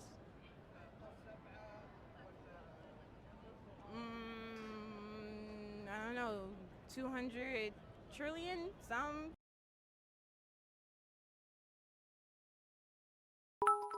I don't think that many people have The been Cold War born. was merely round 2 against Russia. No, hold on. I don't think that many people have existed since the beginning of time that have died. 200 trillion. She doesn't know how much that is, man. The questions on the left. Oh man, I can't even read. I'm like, yeah. I didn't even realize that it had the questions on the left. My bad. Something like that. How many states make up the United States? Around how many? 13. Yes. 13 states? Bruh. Hold on. Wasn't there original colonies? You think that he thought like colonies instead of states instead? Yeah, he's living in 1776. He's like, yeah, the colonies. Yeah, you're right. Do you know how many stars are on the U.S. flag? 50. Do you know Okay. what the stars stand for? No. Okay. Take a guess.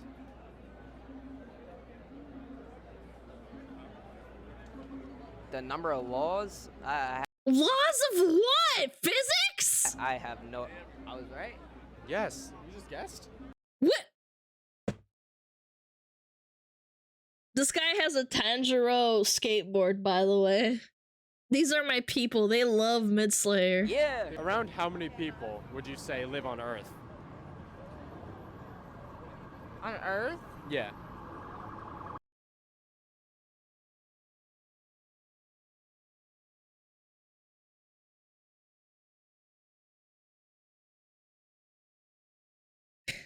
I didn't realize we colonized the moon as well already. Yeah. Elon Musk already has the colony on Mars, I guess, too. No, on the sun. Yeah. I want to ask, wait, he should have one of the questions be, like, how many people live on the moon? 8 million. 8 million?! Oh my god, in the entire world, bros. Million or billion? 8 million. Yes. Do you know when the war... Wait. Hype train. Did you hear that? Did you hear what the girl said on the left? Million or billion? 8 million. Yes. Do you know... It's 400 million, she said. I heard it. So she thinks it's 400 million. That's pretty good. Yeah, she said 400 million. That's actually pretty good. Do you know when the War of 1812 was? No, come on. Guys, these are paid actors. He pays them $50 and then he tells them to say stupid shit. Come on, man. The war. No. Like, was it a while ago or like recently? Like, let's see, that's World War II. Yeah, give me a year. The War of 18.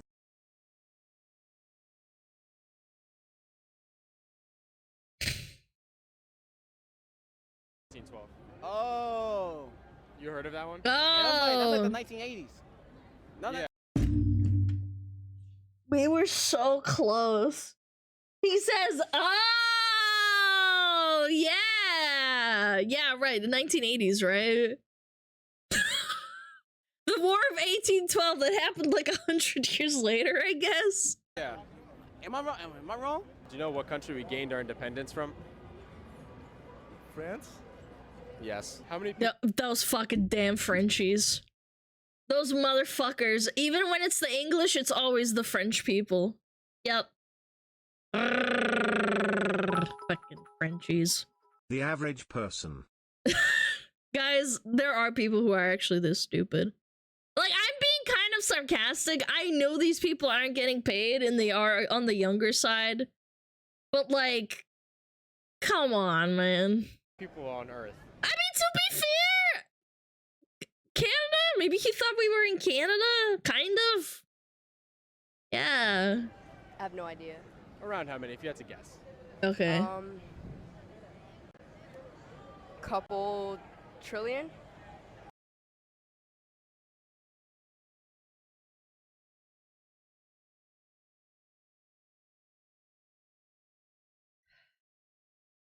Man. How many billions is in a trillion? 100? Or 1,000? I forget.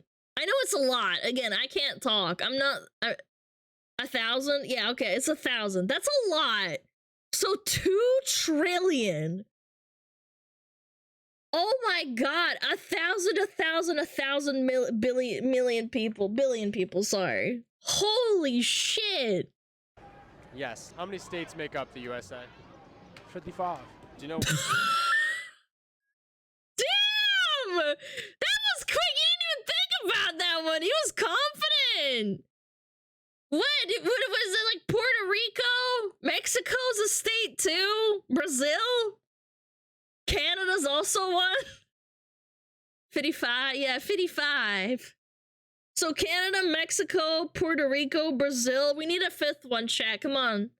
What's the 5th one? What's the 5th one? What, like Russia or something? Guam? Oh, okay, yeah, Guam.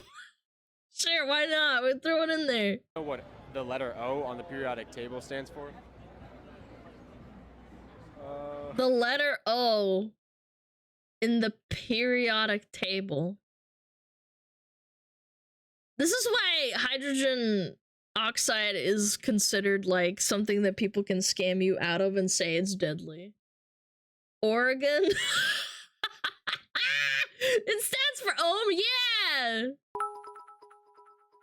Also, don't get fooled by this dude Alana. He asks them different questions but also stitches the question before the answer.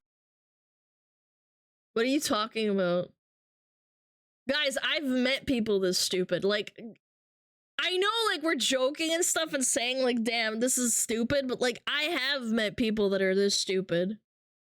Also, what the fuck are you talking about stitching the question for the answer? There's no editing in this, man. What?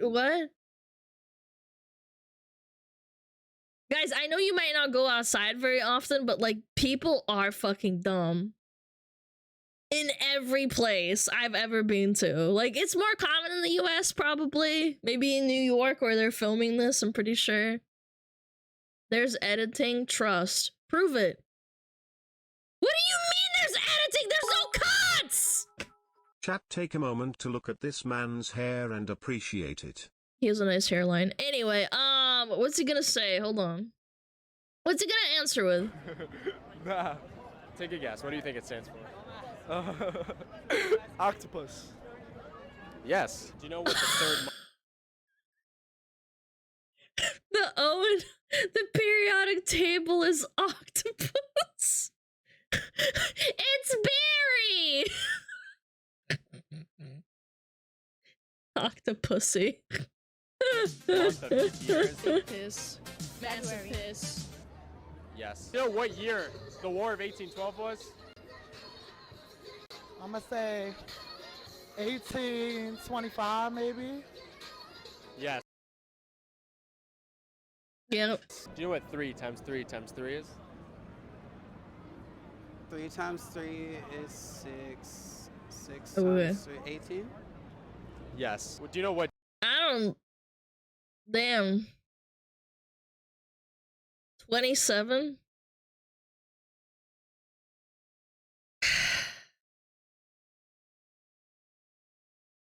Yeah, 3 times 3 is 6. Yeah, you're right.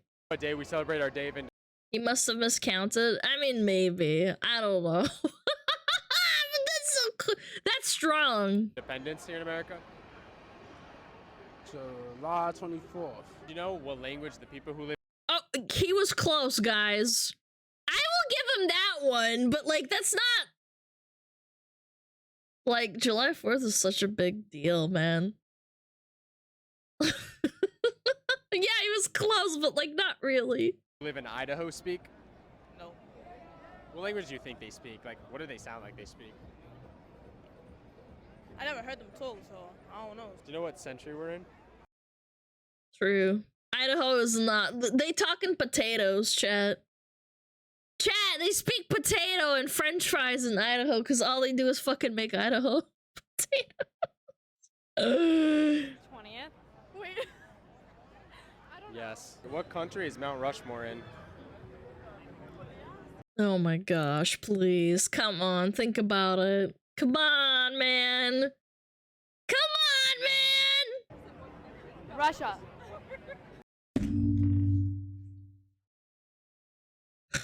Please. Yes. Can you name one country? Oh. What was your first answer? It wasn't even Canada or Mexico. It's Russia. Oh my god. Russia more? Wait! Wait, that's actually so good! Russia more? Wait, I didn't even think of that! That's what she said, Russia. Russia more? That's actually not bad. I'll give you that one. I can see it. I see what she's saying. In Asia? Tokyo. How many dimes make up $1? I mean, it's in Asia. After watching this video, I'm convinced they put chemicals in the water to make the frogs. I mean, people dumb. Nah, people have always been really dumb. The average literacy rate of like peasants back in like the 1600s was like 3 or 2%. So, I mean, keep the public dumb, and they will follow. How many dimes on a dollar? Not a country, but close enough. Yeah, I mean, you get little brownie points for that. You know.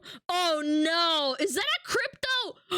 It's a crypto monkey on his shorts, chat. Chat, there's a crypto monkey. The apes. Yeah, the apes. $1. How many dimes? Yeah. 25? Yes. Nice. How many Damn. states make up the United States? 52.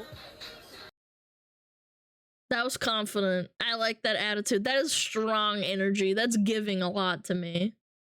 That was very like boom. We're in it. Yes. How many cents are in $1? How many cents are $1? Yeah. 1, 5, 10, 20, 50, 100, 6.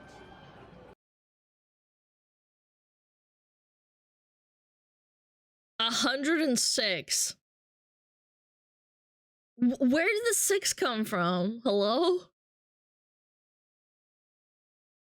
Where did the 6 come from? Yes. Do you know what country? How did it get? What are you saying? Like 1, 10, 25? What? 6 as in 6 coins? 106 coins or what? These literally remind me of Beetlejuice. Are you sure they just didn't interview undeveloped person? I don't know what the hell you're talking about, but... What's crazy is that even though they might be wrong, they have more confidence in themselves than That's Chet what I'm does. saying! That's what I'm saying! The confidence, man!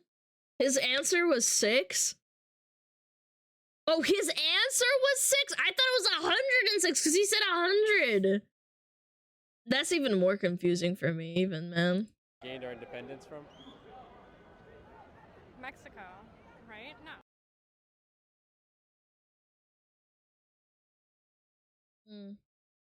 No. No, that's so wrong. Russia, no. I don't know. Give me a final guess. Damn. Canada. I don't know. Dude, that's so good. Dude, nah, that's really good, actually. No, Canada, no, Mexico, no, shit, Russia? Yeah. If they're from Alaska, Russia is correct. You are so dumb. That's not how it works, man. They bought it out. There wasn't a fight. There was an independence gain from that, you dumbass. You just made it yourself look dumb. Nah, man. Yes. Do you know what two countries border the U.S.? Nah, I don't. Like touch the U.S. above us and below us. Take a guess. Some countries. Oh my gosh. Countries? Yes. Oh shit, I don't even know my countries. What country? Okay. At least she's honest. You know what? Honestly, I'm gonna give them props for being confident. I can't be this confident in my life. Oh my god, they have a Nezuko skateboard. So that other guy had a Tanjiro one, and this one has a Nezuko one. These are my people, chat. They are very like-minded like me. Country is Hawaii in? Hawaii is its own country. No, it's not its own country. Okay. It's not a country. No. Let him cook. Hold on. Let him cook. What country is it in? Let him cook. Maybe that's a He's guess. thinking. It's a country. He's thinking. Come on. You know this. Fuck, it's in that Spanish shit. Yeah.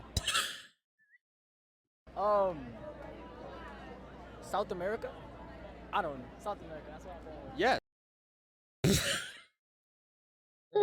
Oh, he really. I thought he had it, Chad. He really was trying. He really was. You know how many minutes make up 1 hour? See, let me tell y'all something. My math be a little bit fucked up, so you have to give You me need a to speak into the mic so they can hear. My math, I haven't been to school in a minute. I finished college, but I just haven't been to school. So, Yeah, it's all good.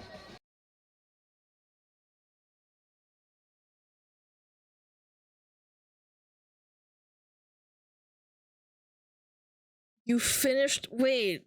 If you don't know how many minutes are in an hour, how do you tell time? Chat, hold on. No, come. No. Cut the math bullshit out. Hold on. No, please. Stop. How do you know how many minutes are in an hour? What happens when it...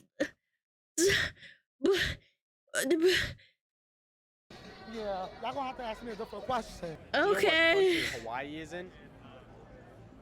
Country Hawaii is in?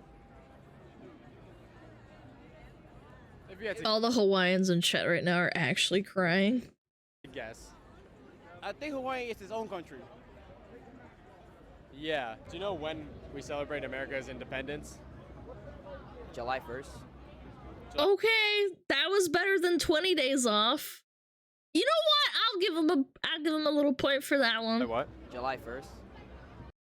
Look, guys, it's 3 days off and not 20 days off, okay? Close enough, yeah. Yeah. Yes. Do you know what year the U.S. was founded? 1827. That was a really random number. Chat, what happened in 1827? How did she remember that? Yes. Who fought in the Civil War? As in, like, shooting range or, like, fighting?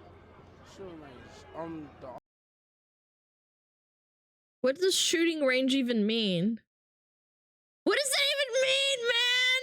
Army and, wait, what you mean? The first Civil War, second, third? Well, you never know. So, like, which one are you talking about? The Civil War. Oh, Captain America? You think he's confusing, like, the movies? Like the war? The Civil War? The third one? Yeah, maybe he's confused with the movies with Captain America. Yeah. Alright. you want to get technical. The third Civil War. There's about to be another one, man. What do you mean? I think it was the Iraq, U.S. against the Iraq, if I'm not mistaken. Yes. What's 7 times 3? Why are you doing this to me? Why do I have to go through this? Around what is that? Yes. 125. Say again, I'm sorry. 105, I guess. Yes. What's 3 times 3 times Work, 3? girl. 3 times 3 times 3. 3, 6, 9. 3, 6, 9. Damn you fine. Shawty gotta give it to me one more time. Get low. Get low. God damn it, man. No, shut up, man. If you were born 10 years ago, how old would you be today? Oh no, not the 6 boons, girl. Come on, man. 13. 10 years ago. So if you were born in 2012, how old would you be? 13.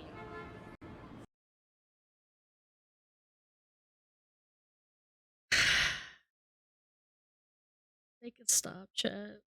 Yes. How many days make up 1 year? How many days? 31. Maybe he misheard them, man. Chat, maybe he misheard them. Yeah, like maybe he misheard him. Maybe he said he heard how many make up in a month or something. Yeah. Yes. In 1 year? In 1 year? Oh no. Okay. Oh wait. A day make up 1 year. Around how many? Like the whole year, right? Yeah. Yes. Every. Oh my gosh. Oh my gosh.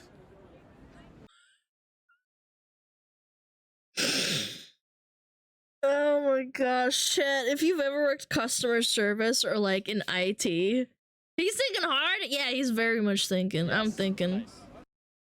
Oh my gosh. Holy shit. Oh my god, that was strong.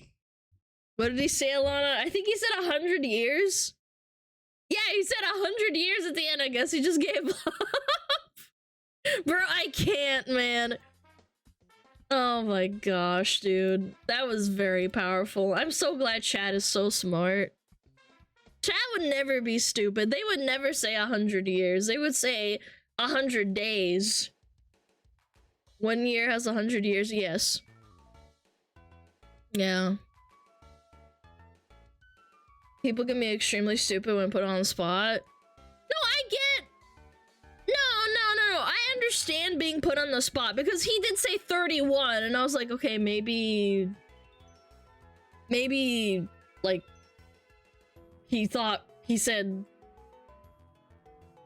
a month and maybe he misheard him or something. But no.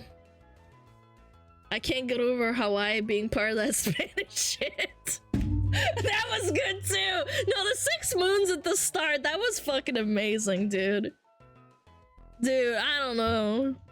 Like that name a woman, but he didn't really put them on the spot. He put a camera on them, like, granted, but still. Pet my dental, Alana. Okay, come here, honey. Pat. Pat you on the head. Feel better soon. Name a woman. Barry! Is that one? Pipkin Pippa! My mom!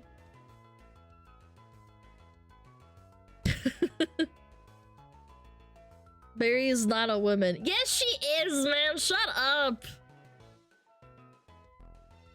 VTubers aren't real. Oh, shut the fuck up. I'm about to perma you. No, I like the 369. I thought that was good too. I'm glad you guys showed me a video that Aswin reacted to. Bum.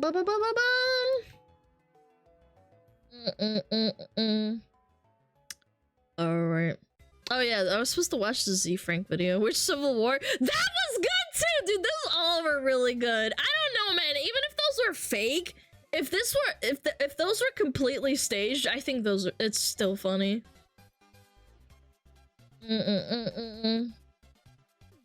Bum bum bum bum bum bum bum bum bum bum.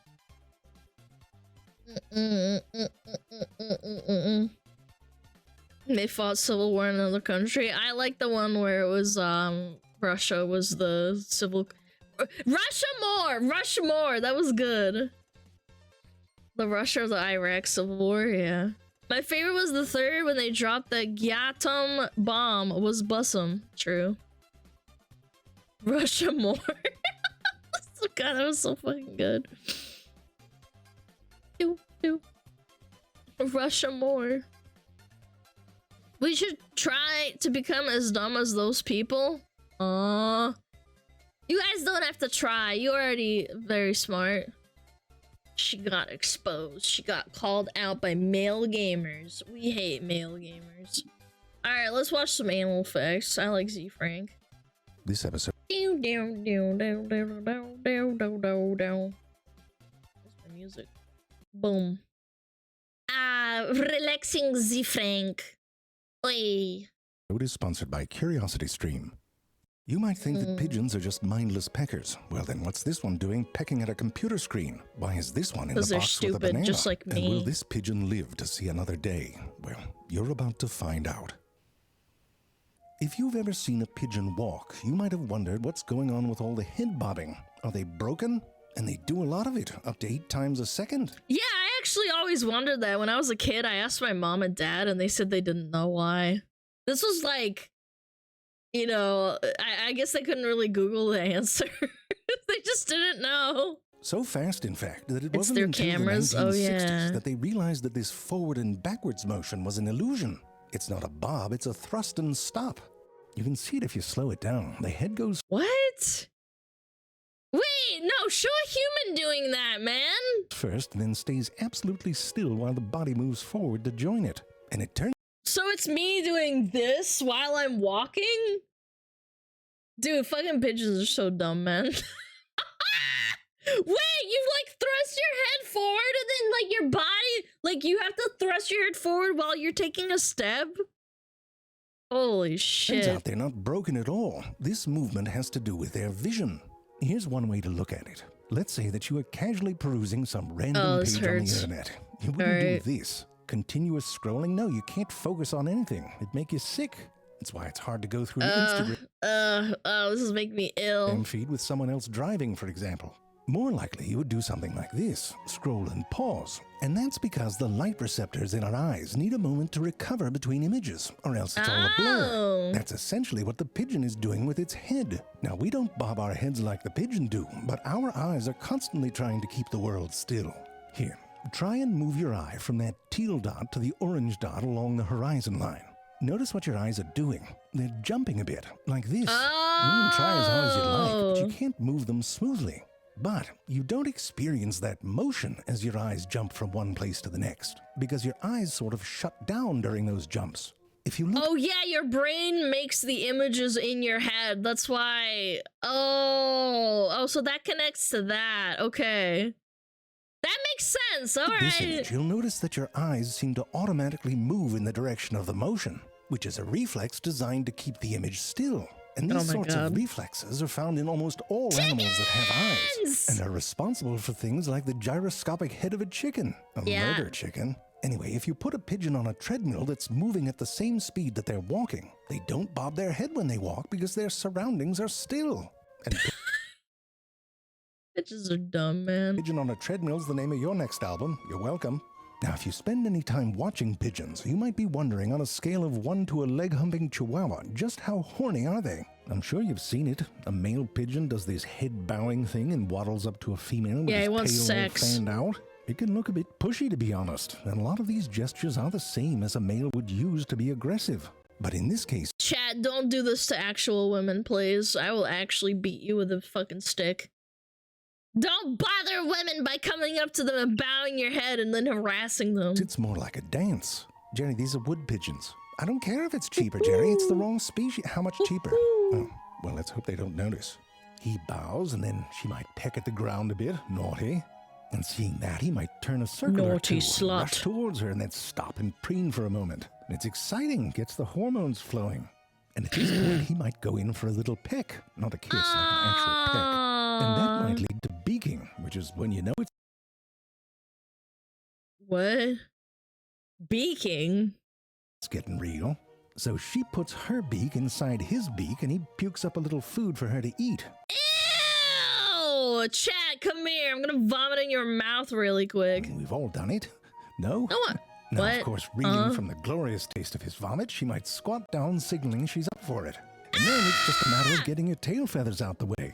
But of course, if you're out on the street watching, most of the time it doesn't seem to go that well for the males. And you might think the whole pigeon scene is a bunch of bachelors getting rejected all day. But here's the thing. First off, pigeons will often mate for life, which means a lot of these pigeons probably know each other, and it's more of a, no, Steve, I don't know what has 2 thumbs and wants to get laid. And I tell you, the joke doesn't work, you don't have thumbs. God. And these displays aren't always just about leading up to mating either. Couples will often do these displays to reconnect, and it can actually be quite adorable. Wings all wrapped around each other. It's kind of wholesome in a fucked up way. And they do a little version of this dance when it's time to pick a location for the nest. Alright, so we should probably have a chat about pigeon nests. Look at this, I type in pigeons and I can find a whole episode on the pigeons of New York City. There's people who raise them on the rooftops over there. It's an example of why CuriosityStream is the single best value in entertainment right now. Yeah, chat, open up, if you I'm gonna like the puke. smart stuff. What do you like, dinosaurs? Well, they got dinosaurs. CuriosityStream has thousands of documentary films, shows, and series on basically everything that's interesting. The science of cute, that's 2 of my favorite things. And I'm not talking about dill pickles and cream cheese either. You should try it. Listen, I just watched an episode of Economics Explained, where they tried to estimate the economy of the Star Wars galaxy, including the $10 GDP. trillion. I almost died of nerd. There's new content that comes out every week for everyone, including the children's. And the crazy thing is they have annual plans that start for under $4 a month. For all of this, it's crazy. I think they need some economics explained to them. Go to curiositystream.com/ZayFrank and use the code ZEFRANK. You'll get 25% off when you sign up. An amazing value, and you'll be supporting a sponsor of this show. Check them out today. Where were we? Pigeons! Now, pigeon nests get a bit of a bad rap. I mean, it's true that some of them look like the pigeons read the instructions after a bottle of tequila and then woke up vaguely remembering that it had something to do with sticks. I mean, come on, that looks like the end of Act 2 in the 3 Little Ew, it looks like a bunch of noodles, man. Pigs. But before you judge, you should ask what the purpose of that nest is anyway. These sorts of pigeons are essentially domesticated rock doves, and rock doves are cliff dwellers. And in those little cliff hidey holes, the main thing is to make sure your egg don't roll away. They don't have to build some sturdy stick bowl to make it stay in a tree. Although, side note, you don't need a nest in a tree either. It turns out the white... This little baby's getting fucking zonked out of its mind. It's just sitting on him. He's like, oh yeah. Turns out an egg right into the armpit of a tree branch.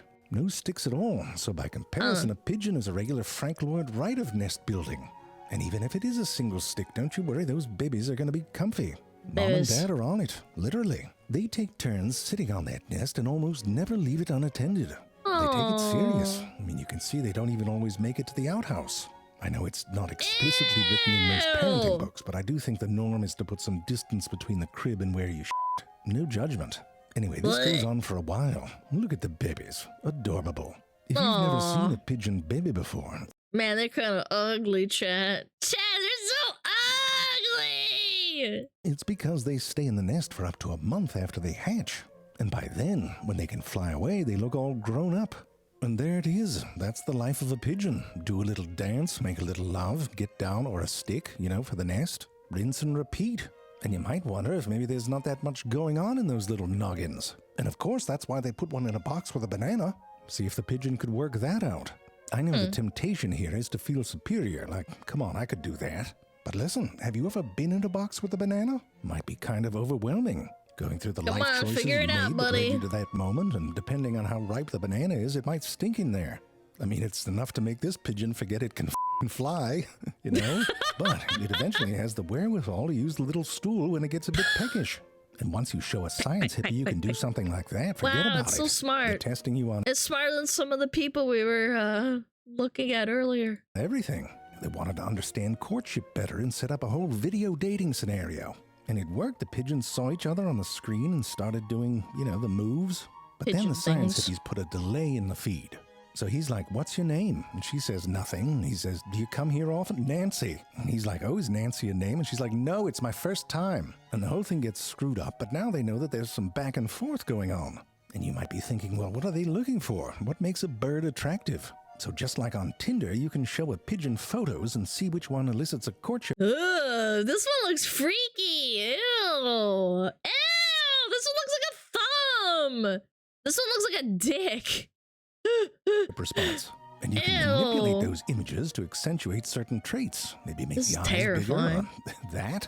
I mean, if you have Photoshop open, you might as well go for it. And it turned out that the eyes didn't matter so much, but they did like a nice-sized beak. But here's the thing, though. It didn't matter where it was. You could swap the beak and the eye, and they'd still be into it. Man, pigeons are dumb as fuck.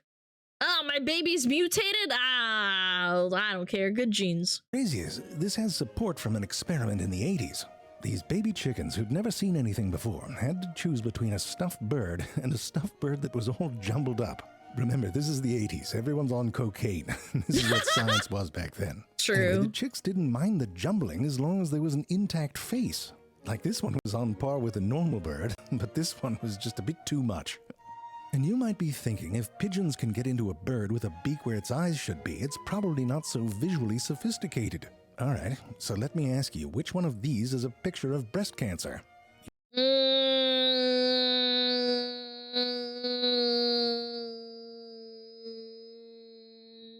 don't know what I'm looking at, to be fair.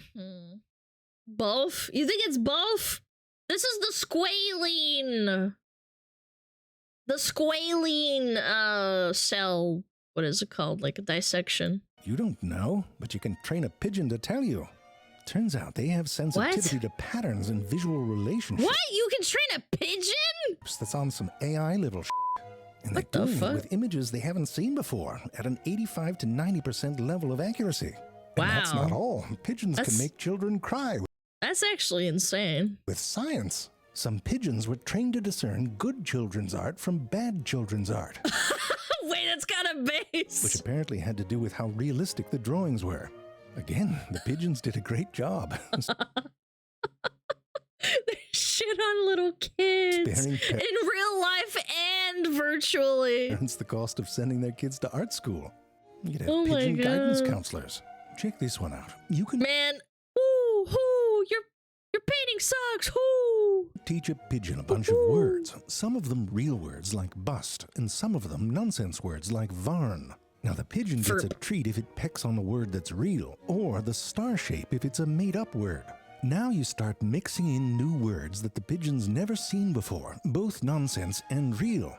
And you know what? The pigeon's able to tell which ones are real and which ones aren't. It picked up patterns on what makes a word real. You can't bullshit.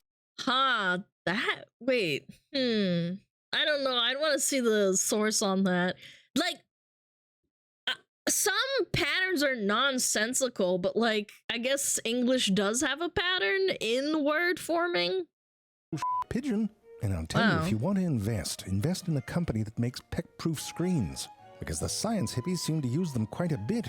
Here they got pigeons pecking color patterns in order for peanuts or whatever they eat, and then patterns made out Simon of says. shapes. What is that, a book? A windmill? Wait, this says peck me! Oh, and the words peck me. Someone was having fun in the lab. And here they are remembering patterns even after the shapes get covered up. I mean, the bottom line is they have some pretty sophisticated visual cognitive abilities. Read not dum-dums. I mean, their brain is about the size of a walnut, but it's jam-packed with neurons. More than twice the density of our brain, but it has to process a lot of information. They have 2 highly sensitive areas or foveas in each eyeball compared to our 1, and they have a field of vision that covers 340 degrees. Compare that with the 0 degrees covered by a dead pigeon. And you need those kind of peepers if you have falcons chasing your ass from all directions. And it helps with navigation, especially from above. You try telling a Walmart from an IKEA just based on the shape of the roof. Yeah, that is true. They do identify houses and roofs very well. alone Pattern finding the exact park identification. bench where that crazy pigeon lady has strewn morsels of stale hot dog buns. But you can release some pigeons 40 miles away from home in a place they've never been, and they can find their way back before dinner. Wow! So how do they do that? One more recent theory is that they create little molecules in their eyes that interact with Earth's magnetic field. Yeah, they have magnets in their brains. It's kind of nifty, huh? So they can kind of see Earth's magnetic field, and that works day or night. I mean, if they've got that, it's a little less impressive. A big fly this way sign in the sky. I mean, I'd take back those war medals the pigeons got. It's bullshit. It's Vaughn. You don't puke in my mouth no more. Stolen valor. On the floor. I think this pigeon love is gone. I think this pigeon love. Pigeon love! Yay! That was funny. That was good, man. Who made it now? Open your eyeballs, motherfucker! Holy shit, I posted in chat above what you fucking typed. Man! Pigeon love! Pretty sure we said his name 15 times, too. I'm amazed he didn't talk about poop. No, he did. The baby, what is it called? The baby pigeons eat the adult pigeons' fucking poop.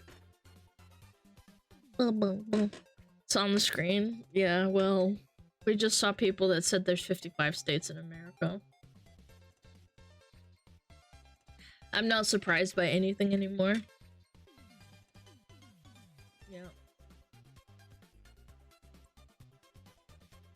Yeah. Chat feeding time, poopies. 200 trillion people. Yeah, that shit blows my mind.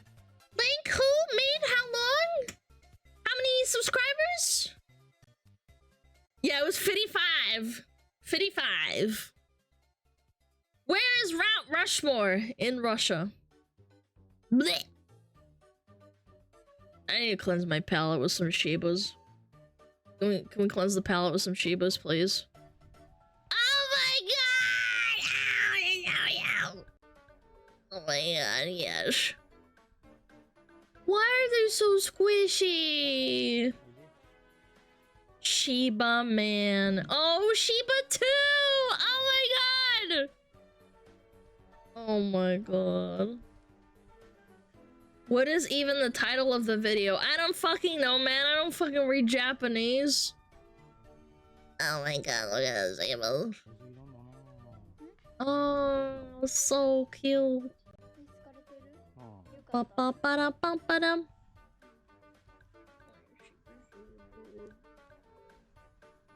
Ba-ba-ba-da-bum-bum-bum-ba-dum-bum.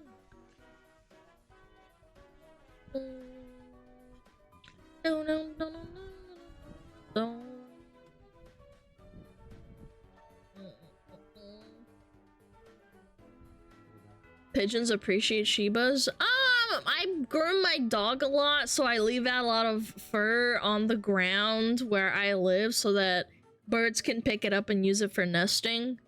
I don't throw it away. I leave it like on the grass and in the trees so that birds can pick them up.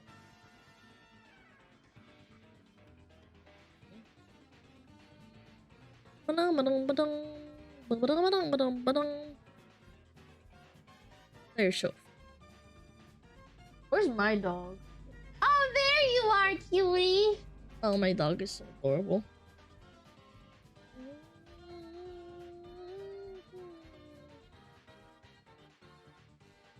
Don't. Very cute. Oh yeah, new Rev video. I'm gonna go piss, chat. It's piss!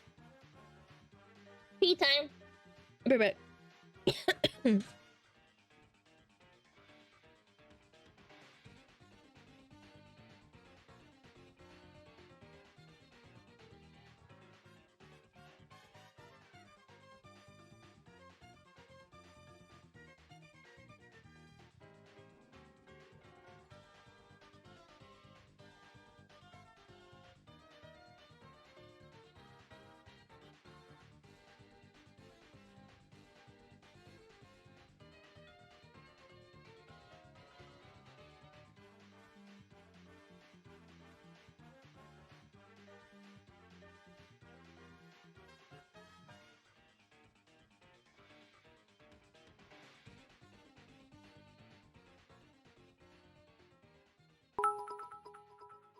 Chat, you're looking very submissive and breedable today.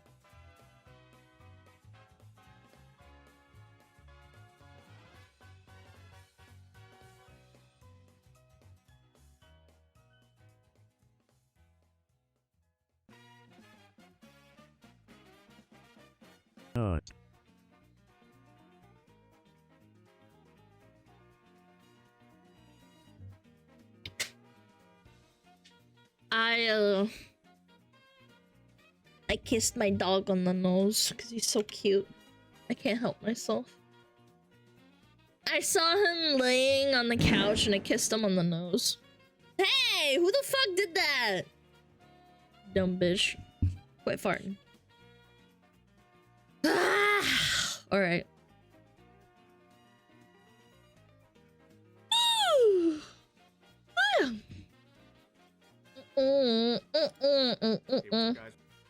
Yeah, I saw this girl, man.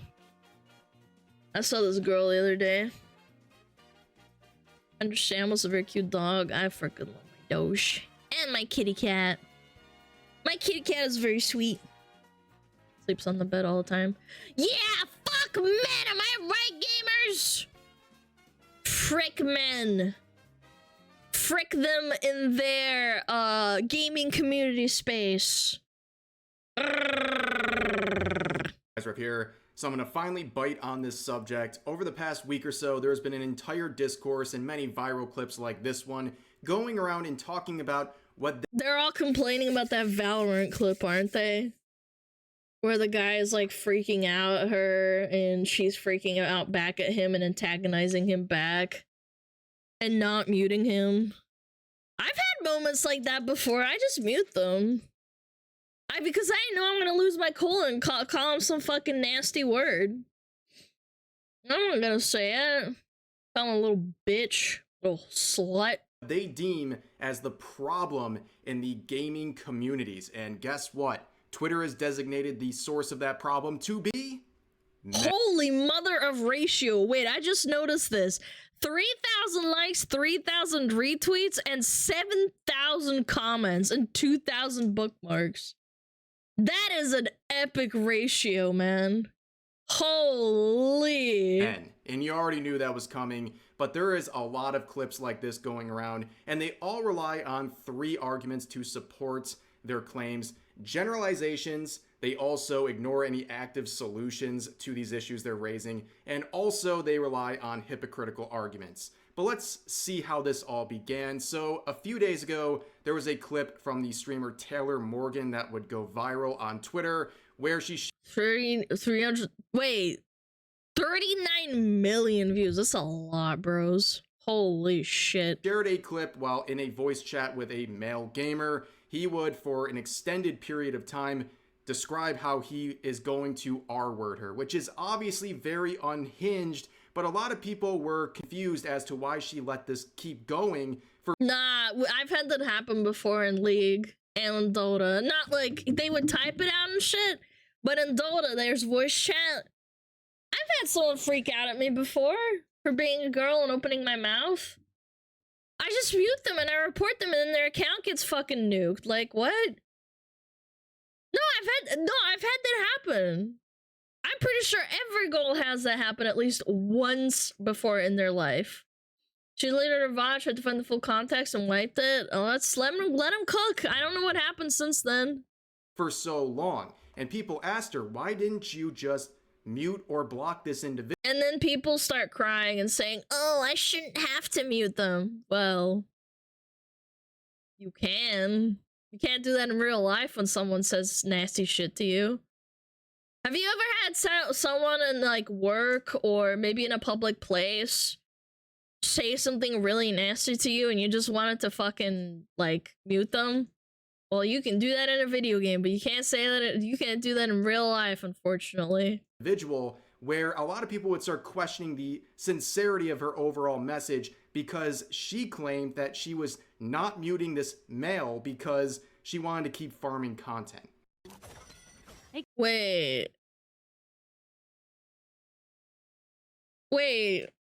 Hold on. I've had people coming into my chat and telling me, oh, I want you to suck on my schlong or stuff like that. Like, I farm them for content, but I don't act like a victim. That's the same thing, mods. We've had people say nasty shit in my chat before, and we just like farm them for like a comment or two, and then we like say, "All right, you're done." Like, I don't act like a victim. It's funny sometimes. We just laugh at them. I guess you couldn't handle it. I don't know, but just report them. Hey gaming, bro, this guy is an asshole. This guy's an absolute asshole. Like, I'm literally the only reason I have him unmuted. The only reason I have him unmuted is for content. So as this...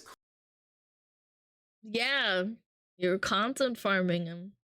Crazy. Clip made the rounds on social media, definitely took the wind out of her sails. She hasn't really responded to much after this got attention, and a lot of people also started raising some claims that she had made some edgy jokes in some of her streams in the past as well, and when people went to check for the evidence, they noticed that she had wiped the slate clean. She had deleted all of her Twitch content, which, based on the timing of people checking out her content to see how sincere she is on this topic, it made her look a bit suspicious. However, that didn't stop people from supporting her general arguments.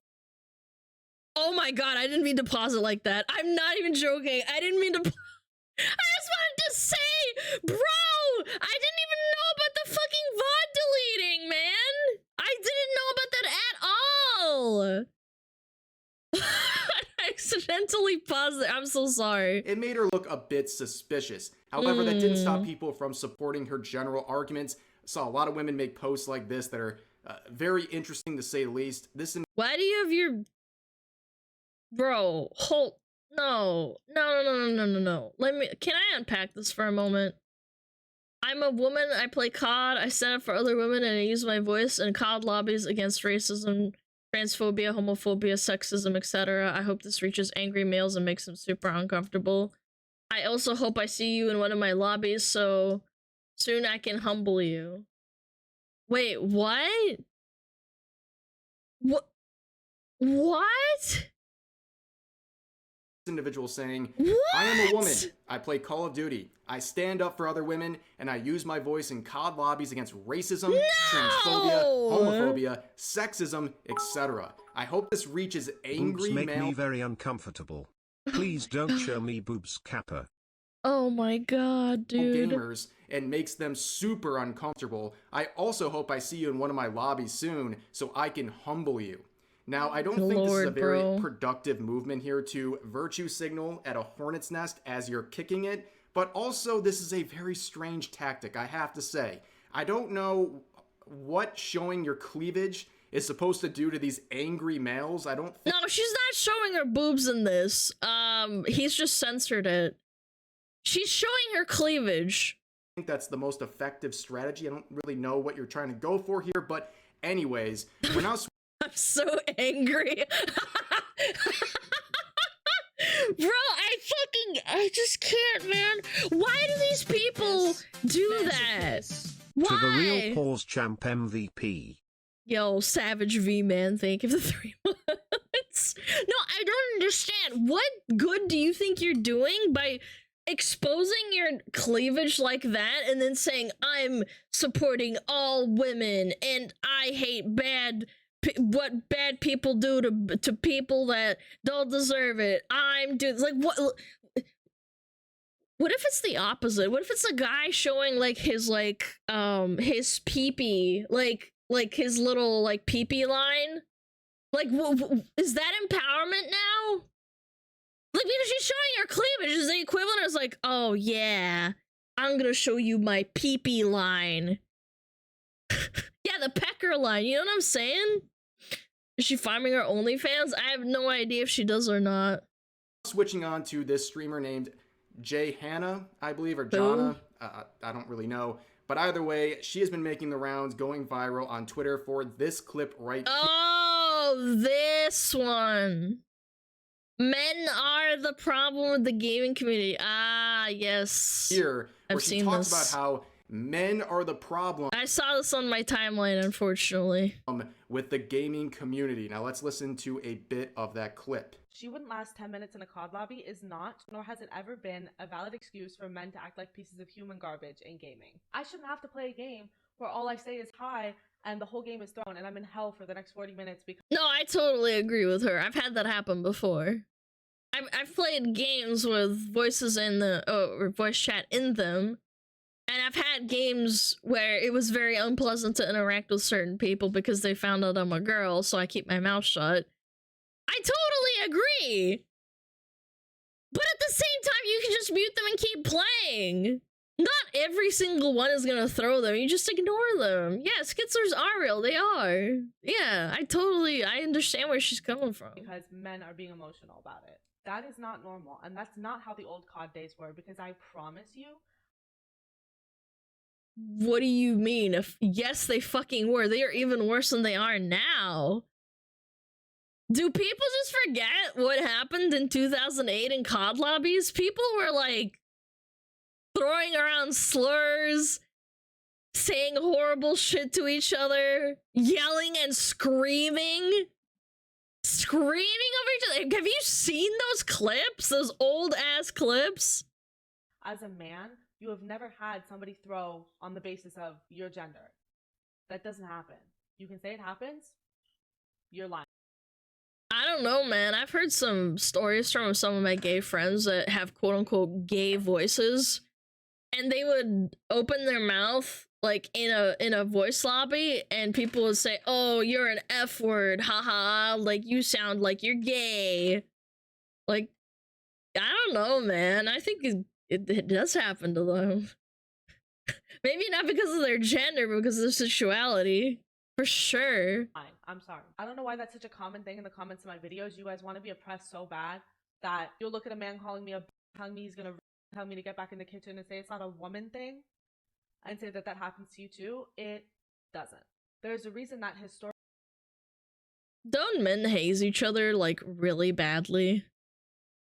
Isn't that a thing that that men do to like really haze each other to make each other like cry? Not cry, but like I guess to test how much you can take before you snap. Yeah, and to see how crazy you are or how not crazy you are. Because I remember I asked my brother one day, because he was the one that played COD, and I was too little, obviously. I didn't play the game, but like I watched him play. And I kept asking him, and I said, "Why are you always yelling in the mic?" And he said, "Oh, that's just what we do." And I was like, "I don't get it." And he's like, "I don't think you ever will." And I said, "Why not?" And he said, "Because you're a girl and girls don't do this to each other." And I was like, "Oh."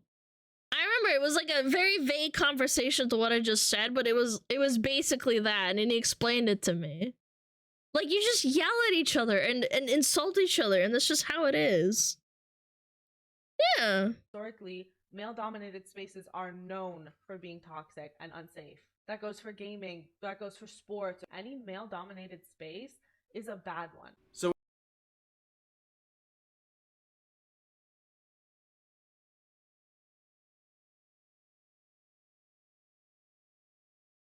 I would argue female-dominated spaces fucking suck ass too, man. Have you ever worked in an office with all fucking women? Holy shit, man. Has this girl ever worked a day in her life?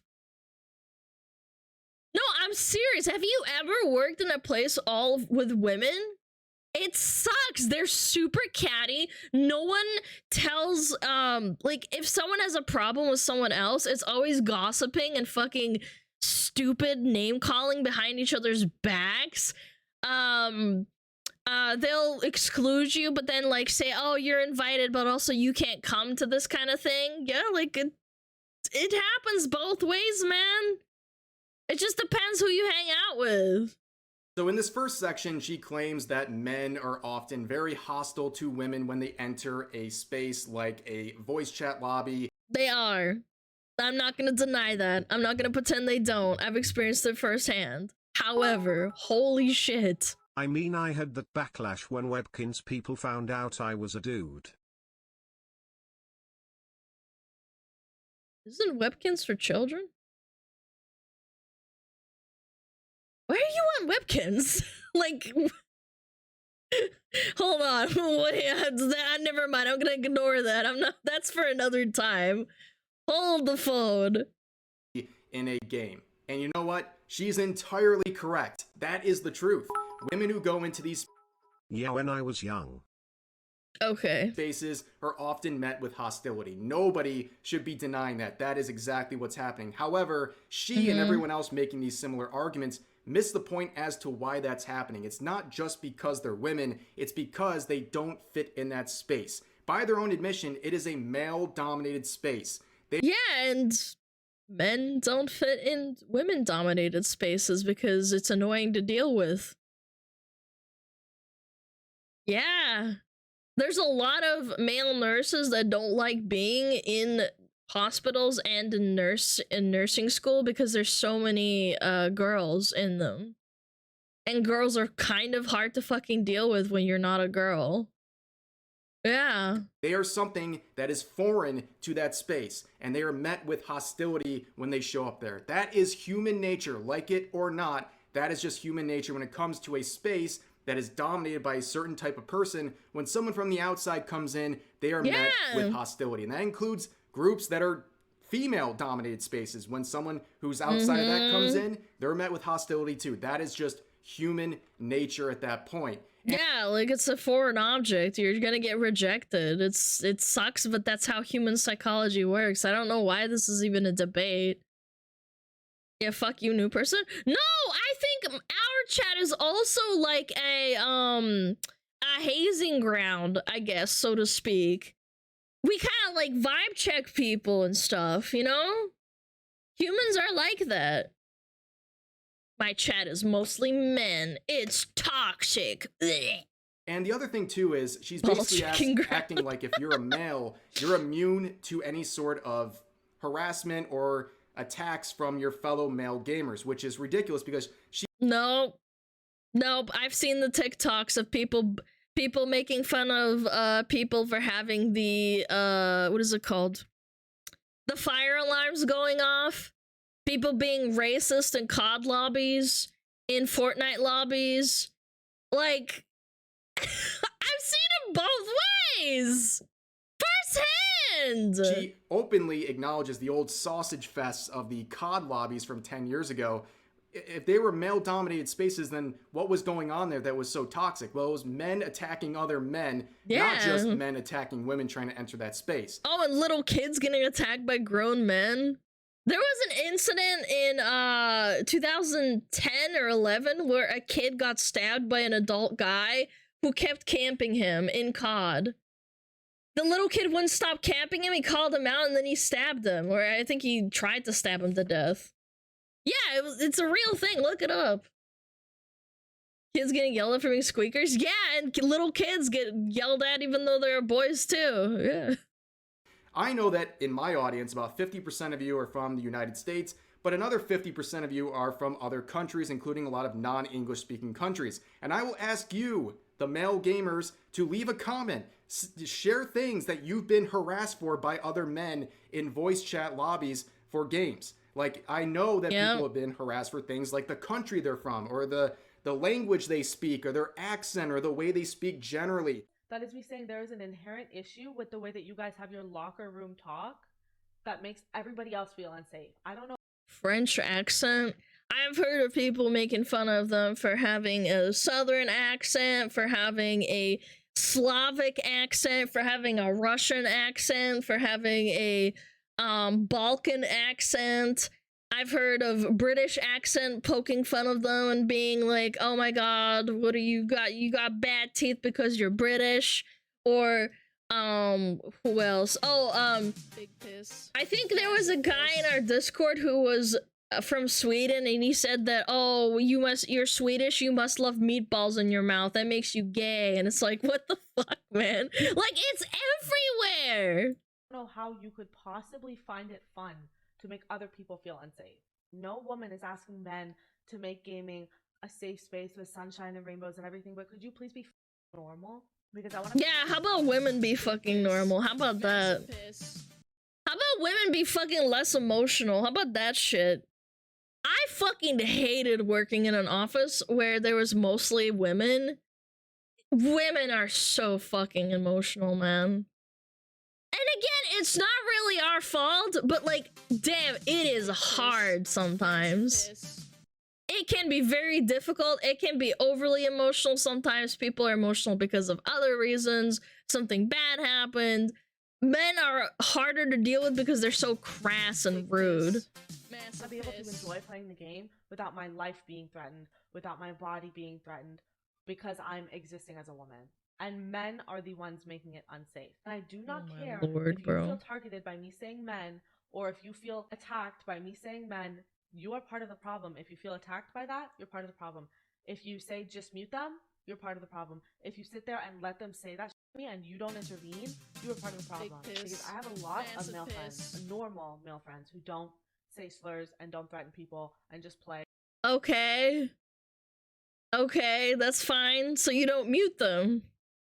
Like normal. I understand it, it's not all men. But if you are not one of the men doing this, it is. I'm having a hard time reading the subtitles. I know, I wonder if it was deliberate. What a woman putting the subtitles next to her booba. Entirely on you to help stop the men who are. If you don't understand that, and you don't understand power imbalances and gender hierarchy, it's not my place to teach you. I'm not your mother. I'm not your teacher. Close the game for 5 minutes and educate yourself. So how about you just mute them? How about you just mute them? Like, I understand. I have had rape threats, like, on, like, over video games. Like, I've had people freak out at me. I've been told to kill myself more times than I can count. I just don't fucking care. Because it doesn't matter. Just report them, get their account banned, make them cry. Yeah, like... Insult them back or mute them. And if you can't handle insulting them back and you think that you can't do it, like, just mute them. You can't mute people in real life. That's what I always say. I've had people saying nasty shit to me in customer service. Like, it's hard, and you can't say anything because you'll lose your job, or you can't literally mute them because you'll get in trouble. Anyway, I'm porking your mother. I mean, it's just, it doesn't matter. I mean, like, it doesn't really matter what you say. Piss. Massive piss. You haven't gotten to the I tip of fucking being hate mad. the line educate yourself. All it means is shut up unless you believe exactly what I believe. Yeah, I mean, exactly. I mean, again, what you have to educate me with, like, why do I have to do that for you when the video game literally lets you mute them? Oh my god. Also, Pie and Chicken Eater, thank you for the 4 months. Appreciate it. So that section we just listened to, I think, is the most ridiculous. So beginning with the comments about being unsafe, that is such a first world problem in this scenario. It's not even... he brings up a good point. How... The guy doesn't know... That's just... Hear me out. There's people out there in the world who will unironically stalk you, and there's nothing you can do about it, but the least you can do in a video game is you can mute them and report them and get their account banned. You can do that. You can't do that in real life. Why are we even saying this? Where she is saying she's unsafe because of things people are saying to her in a lobby while she's gaming, okay? And she dismisses this mute them advice that people are giving these female gamers when it's actually the solution to the problem. If you're dealing with someone who's unhinged, or you see them being unhinged towards other players before they even reach you, go ahead and mute them. That is solving the problem. Let them scream into the void. That is an actual solution to the problem. And also feeding people like that. Like the guy that was harassing this chick in the original post, you could tell he was enjoying egging her on because he could tell that he was about to win and make her crack. You can just tell from the way his voice was sounding and the way he was talking. He was like, yeah, just a little bit more. And if I say something more crass, she's gonna crack. And she did, because she lost and cracked finally. And it should not be dismissed. And also, I mean, you're asking these men to stand up for you when another male is attacking you, and that's a big ask. It's not your job. Hazing is sadly a very common issue. It makes a community knit but also pushes people away. The Navy has the same issue, especially subs, as the Brotherhood is built by hazing during your nub stage till you get your dolphins. Well, that's what humans are. Unfortunately, humans are cruel. It's tribalism. It is human psychology. You would literally have to stop being human to break this habit. It is what it is. I don't know what to say. You can't stop it. It's human psychology. You'd have to like lobotomize everyone and stop them from being themselves. Gatekeeping is honestly very important to keep people like this out. Well, on the other hand, if you can't take it, then just report them and then it'll stop. Why are you taking it? It's also taking a mental toll. It's taking a toll on your mental health. And number one, they don't owe you anything, but also on top of that, you are calling these men in this space and generalizing about them, calling them bad, toxic, what have you, and then you're asking them to stand up for you when you've entered a space that you're not the common... All men are bad, and if you don't stand up for me, you're part of the problem. Men are the problem with the gaming community. God, I hate this. Like, I hate the whole X are the problem with X. Denominator in. And you're really just kind of throwing them to the wolves too. Like if you believe you're receiving genuine harassment, you're now asking other people to jump in and risk getting harassed themselves. Like I said, it's a pretty big ask, but you know, if you're tired of hearing this male speak here, you can listen to a female user here with a well-supported tweet saying, insulting men, labeling them as toxic, and saying they are the problem while also demanding that men step up and defend you is wild. Gaming isn't all about large white headphones and cleavage, sweatheart. If you can't handle the heat, maybe you are more suited for the pools, hot tubs, and beaches side of Twitch. And here's the most...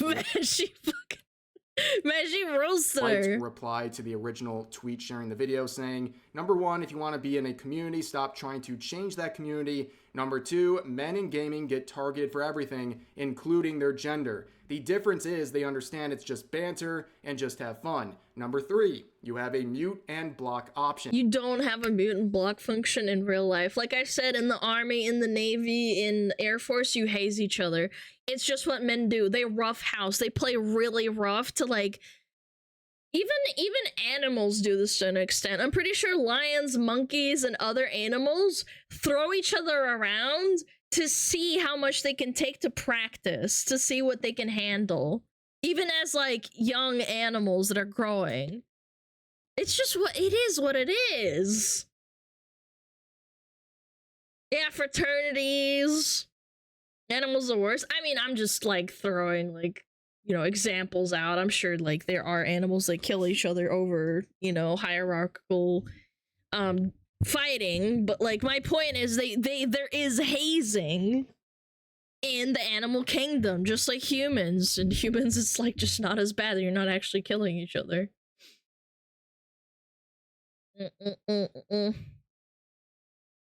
Men equals animals? No. Humans are animals. We're monkeys. I'm going to focus on this part here, where men are... So I have a video from when I was in the army of us making another dude run into the rain and jump in and out of a puddle with his whole body just because he looked at us funny.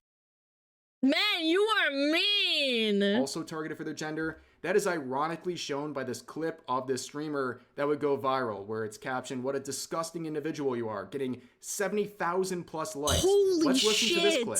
70,000 likes? No, it's over, Ina. It's over. Like, if I were to have a boy, we better pray to God that he's gay. We better start indoctrinating him day one. We have to either make him trans or make him gay. We are not. How about we make them into a nice person, no matter what? How about we treat them? How about we make them into a nice person before anything else? Huh? Having a cisgender straight son. Being straight is bad. Okay. So yeah, a lot of people had a big issue with these comments that she made. You can see the top replies here saying, this is what... Dude, someone brought up a really good point. Have you seen how catty and toxic the gay community is to itself? My mom's really good friends and good neighbors that went to her, like, remarriage to my dad, like, for their 20th anniversary or some shit. They went there and they kept telling us stories about how toxic the gay community is. They're the ones that cross-dress and stuff, too. They do drag shows. And they told my mom and myself and my brother and my dad stories about how they had to deal with really horrible people in the community. They're so glad they found someone that's, like, relatively normal. It's a thing! It doesn't matter! People just need to be nice to each other, man! It's everywhere! Men, women, gay, straight, trans! It's everywhere! You can have really nice people on every spectrum. Humans are just horrible. What child abuse looks like. This isn't satire. There's literally a whole new generation of women who feel this way. Cliche, but society is literally collapsing. I don't think the people in this thread understand whether she's joking or not. This is a weird statement to make. You can't force people to be a certain sexuality, and that's it. Yeah, that Another user saying, I thought being gay and trans wasn't a choice. And then this last one saying, it's always the ones who try their hardest to appear the most empathetic that are the most evil. And then moving on here, we saw a lot of people try to defend her comments, saying that they're just jokes. You can see this deleted tweet from CaseyTron saying, when straight men can't understand sarcasm/jokes because it's coming from a woman.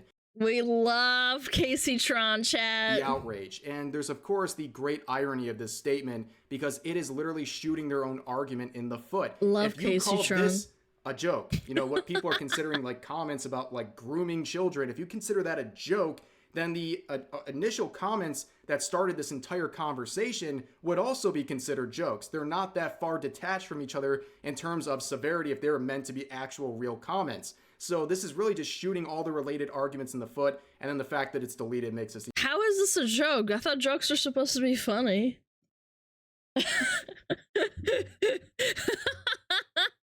Even funnier. But then this was her response to the entire situation. So she makes comments about wanting to indoctrinate her own children into the LGBT, and her next tweet is saying, anyways, free Palestine. Now, I think this is done for points on Twitter. I mean, you can believe whatever you want and say whatever you want, but I think the timing of this is very suspect, on top of the fact that, again, this is about LGBT children being indoctrinated in this scenario, and then she talks about this region of the world, which is totally tone deaf. But continuing on, we saw some more comments talking about how people like the initial Taylor Morgan comments are what is... That is very sus. Ruining gaming. And then we saw this tweet backfire horribly saying, can't have your cake and eat it too. Do you want gaming communities to go back to edgy sausage parties? Fine. They make for good YouTube clips, to be fair. But being ready to lose mainstream support for your hobby and being bullied by peers for wasting your time playing computer games. Which the majority of the responses were like, okay, we accept your terms. It backfired pretty bad, but this whole situation has been a very ridiculous and disingenuous conversation about this entire gaming community and the role that men play and how they interact and how these voice chats go. I think people are trying anything to demonize men, generalize them, and to try to make them look like they are an issue when there's a lot more to it than what they're trying to lead on. But anyways, that's going to do it for this video. As always, I hope you guys enjoyed, and I will see you next time. I fucking hate Twitter, dude. I fucking hate it. Make it stop. It's all just virtue signaling, too. When they got exposed, they just didn't say anything. They were like, yeah, let me just tweet about something else because that didn't happen. Love that. Love that for her. And it also makes other girls look bad. The ones that just want to, like, you know, exist. And then there's toxic people who come in and say, oh, well, all women are like this, right? Like, it's not true.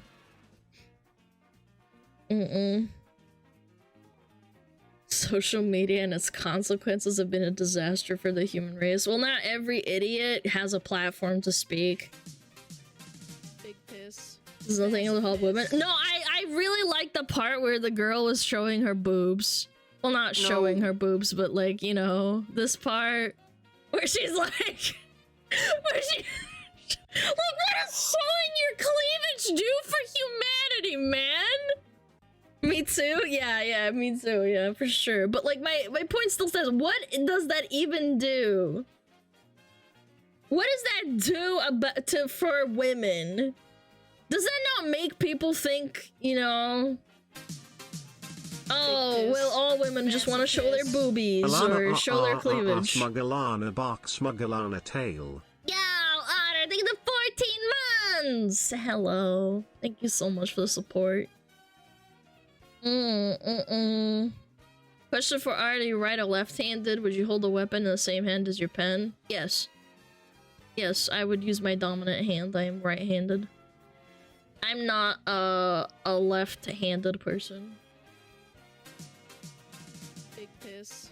Massive piss. It does nothing for women, does something for men. Or maybe it's lesbians, you never know. Maybe they like boobies too. She thought of flashing the enemies. Yeah!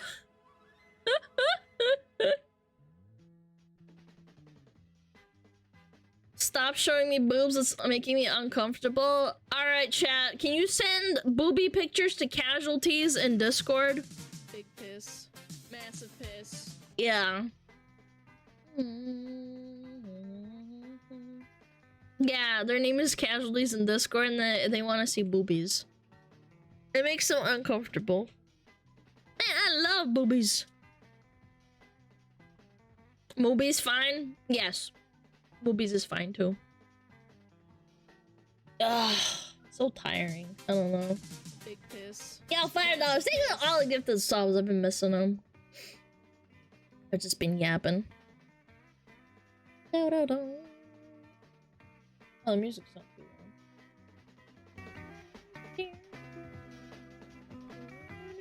loud. Huge hankin' honkers.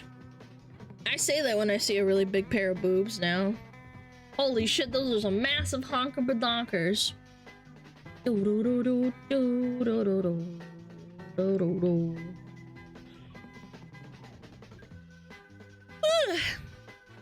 We come for tail. Come! Just freaking come!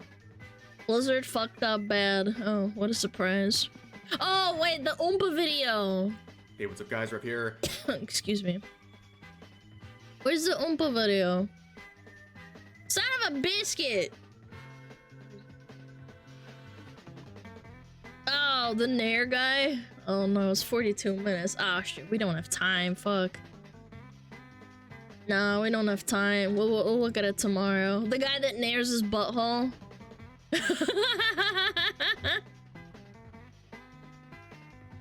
Every strange fact my Japanese friends told me.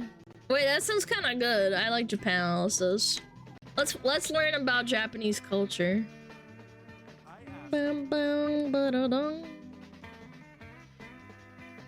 Stream another 5 hours? No, thank you. I want to make my fish. Japanese friends for interesting lore about their country, and they did not disappoint. So let's get started. Japanese people bow on the phone. Yeah. Wait, what? It's true. It's just so culturally ingrained to bow when you're thanking someone or making a request. What? I mean, that's kind of cute. In a silly kind of way. They make fun of themselves for it all the time. Near the end of my time in Japan, even I was doing it. What can I say? Bowing is infectious. Japan doesn't have rabies. When my friend sent me this fact, I was immediately skeptical, but a quick Google search informed me that, yeah, Japan is one of a few countries. Yeah, there's a lot of places that are almost like isolatory. They don't have it. They've had massive preventions. There's some states in America that don't have rabies. In the world that don't have rabies. They had some really bad outbreaks in the early 1900s, but they've had no cases since 1957. Other large countries without rabies include Australia, New Zealand, and the UK, among a few others. Oh yeah, Hawaii doesn't have it. Yeah. Yeah. While sometimes my close buddies and I roast each other, we have over time found what levels are okay and not. However, I do still generally follow the old golden rule of only say stuff if you have something nice or helpful. That's really nice, man. Anyway. By the way, there's apparently this thing in India where people who get bit by dogs think that they have puppies growing inside of them. What? Okay then. Ew. There's a clapping ritual that every Japanese person knows. You know those dumb chants people do at sports games? Well, in a way, that's how Japanese people end their meetings.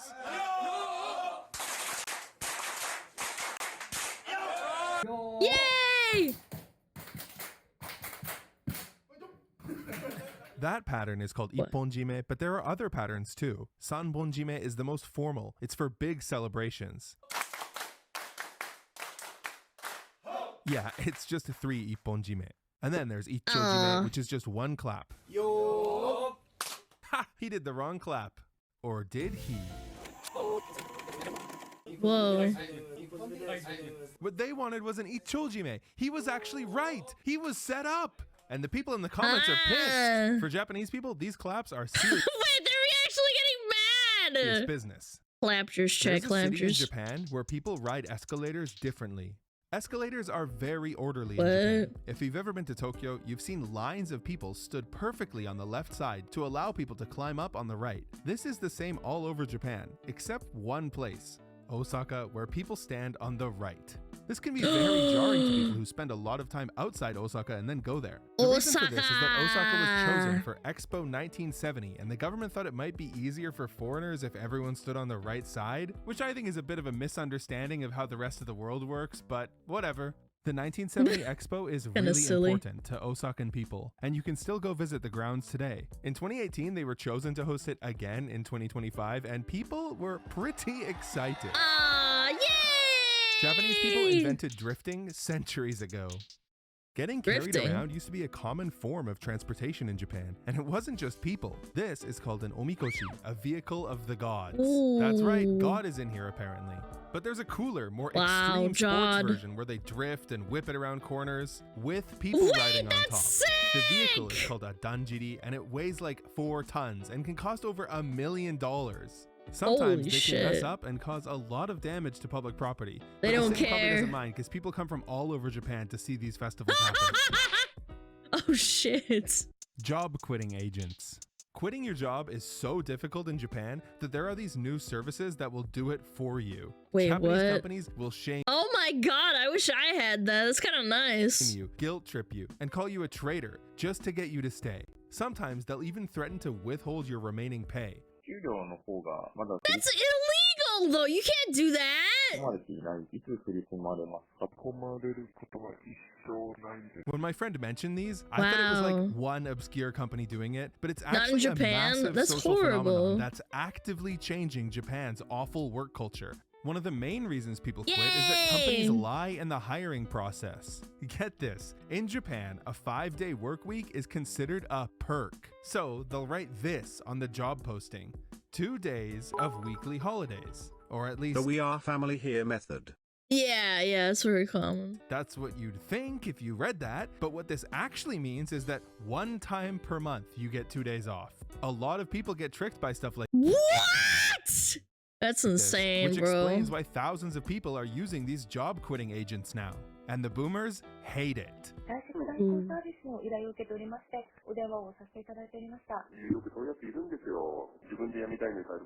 Ah, baka! Japan has tons Wow, of these weird that's hireable harsh. services. You guys have probably heard about the rental girlfriend service. Of where you can course. pay to have a woman come and accompany you to a wedding or family event. But have you heard of the middle-aged man rental, where you just hire a guy to go for a drive or give you advice? What about morningcall.com, where you can pay to have someone wake you up every day? God, imagine your friend tells you he's running out of money, having trouble budgeting, and you check his finances and he's spending $50 a month on morning calls. Then they got this gravestone visitor service. Normally, especially in Japan, you visit your relatives' gravestones, clean them off, and leave like flowers, alcohol, or food as gifts for them in the afterlife, right? But yeah, To be fair, because they work themselves so hard, I think they can kind of justify this. Because they can't go out to, like, you know, their little village or wherever they're from, where the gravestone is, to like take care of it. yeah, in Japan, you can pay someone to do that, so you have more time to game. Gaming. Japan has baby sumo wrestling. Kind of. Wait, when you think what? of two sumo wrestlers squaring off in the My dad loved to watch sumo wrestling on ESPN. ring, you probably don't expect them to be holding a baby in their arms and trying to make it cry. But that's exactly what this is, and the first one to do so is the winner. Not only that, people pay hundreds of dollars to have their baby participate. Why? Well, it's all based off the expression nakuko wa sodatsu, meaning crying babies grow up healthy. So winning in crying sumo is a really good sign for your child's future. I mean, that's kind of stupid but cute in a 直前まで way. 泣いてたんですけど、意外と本番泣かなくて泣けーって感じでした。Japan was mapped by a single person on foot. You guys ever play the game Civilization? In this game, sometimes your country can randomly spawn a super genius guy, and this guy was basically one of those. His name is Ino Tadataka, and he's legendary. Back in the 1700s, he begged the government He walked the entirety of Japan? to Holy fund an shit. expedition to map the country, but they refused, so he set off on foot. For 17 years, he walked around the entire country and created very detailed maps. As he got closer to finishing, the government finally realized how good he was and fully funded his expedition, including hiring a full squad of assistants for him. Wow. Eventually, he produced the most accurate map of Japan ever at that point. It was so accurate that countries would later use copies of it when they were attacking Japan. This one's a bit That might not be a good idea. It's just they buy it off of someone to attack Japan. complicated, so I'll just explain it. At the peak of the bubble economy in 1988, the Japanese government had more money than they could spend. One of the crazy projects they undertook with these excess funds was a small town revitalization project, where they gave the equivalent of $1 million to random small towns to do whatever they wanted with. Some of them invested the money, some of them upgraded their infrastructure, but a lot of them just did crazy shit. One city turned their train station into this. The eyes light up every time a train comes by. What? Why? It's so ugly. Another city produced these fish statues made of real gold, but they kept getting stolen over and over, and they were losing so much money that they just gave up. The Oh my funniest one is god. this city in Man! Yamanashi, who spent Can't have nice things anywhere, even in Japan. all building a massive roller slide designed to be the longest in Japan at 247 meters long. But then, 3 days after it opened, a longer one opened up in the prefecture next door. Japan has a second set of days of the week. Okay, to get it out of the way, What? Japan normally uses the same 7 days as us. But did you know that they also have a second set of days of the week? They imported it from China hundreds of years ago, and it repeats 6 days that all have to do with your luck, which people care a lot about. So calendars used to look like this, with the 6-day week in the top. Oh yeah, isn't Japan the place where they don't have a ninth floor? They always have the 9th floor taken out in high rises and stuff because it's like bad luck or something. Or am I misremembering? 4th? Oh, it's the 4th number. Okay, yeah. Because it sounds like death. Yeah, it was the 4th. My bad. Yeah, I just misremembered which one. I think China takes up the 4th. I just forget. But like, yeah. Guys, did you know I lived on the 13th floor? Yeah. I lived on the 13th floor in my high rise a long time ago. Yeah. Unlucky. Top right corner, and they still sell these. But nowadays, people only care about these 3 days. Tomobiki, which implies bringing friends with you, is avoided when people are scheduling funerals for obvious reasons. Butsumetsu, which is named after Buddha's death, is super unlucky, so a lot of Japanese people will not move houses or get married on this day. Wedding companies will discount this day for foreigners who don't know or care and just want to get married in Japan. Taian is the super lucky day. People love to go to the horse races or buy lottery tickets on this day, so the gambling companies love to remind you when it's coming. Pachinko parlors too. It's not just gambling though. The belief that Taian is a lucky day is so pervasive that Sony has released all of their consoles on this day, except the PS Vita. And what happened? Checkmate, liberal. The PS Vita sucked! The 6-day week is real. In the 1600s, my Japan God. banned meat, and it still affects society today. Meat was banned by Tokugawa Tsunayoshi, also known as the Shogun. They shouldn't have listened to that guy. No, it didn't. The PS Vita sucked. What are you talking about? It didn't sell well at all. 6th building, 6th floor, 6th room. The AC didn't work. Damn, that sucks. I loved my PS Vita. Guys, shut the fuck up. Just because you like it doesn't mean it succeeded. The Vita had good kids. I don't give a fuck. It still didn't succeed, man. You guys are so fried. Did you guys not? Didn't sell well doesn't mean it sucked. Yes, it does. Okay, whatever. You guys can just live in your La La land. If the PS Vita was good, then it would have sold better. But like, whatever. The marketing failed. It doesn't matter. Don't bother. Yeah, I'm not gonna bother.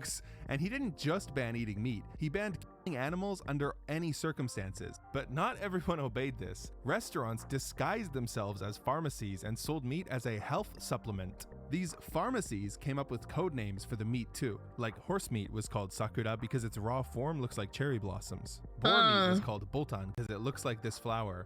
And chicken meat, kashiwa. The most interesting part is that these words that used to be code names are commonly used in Japanese today for their specific meats.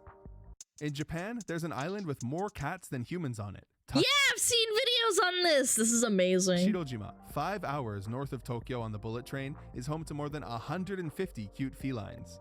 The reason there's so many cats is because the island's residents used to raise silkworms for textiles, and mice are a natural predator of silkworms, so cats were an obvious solution.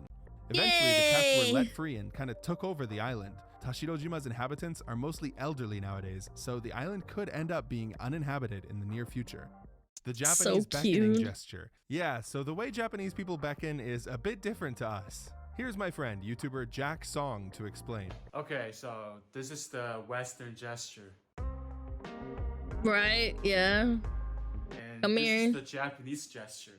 If you're a Westerner, it's easy to mistake this gesture for being shooed away. But no, they're not being rude, they're actually calling you over.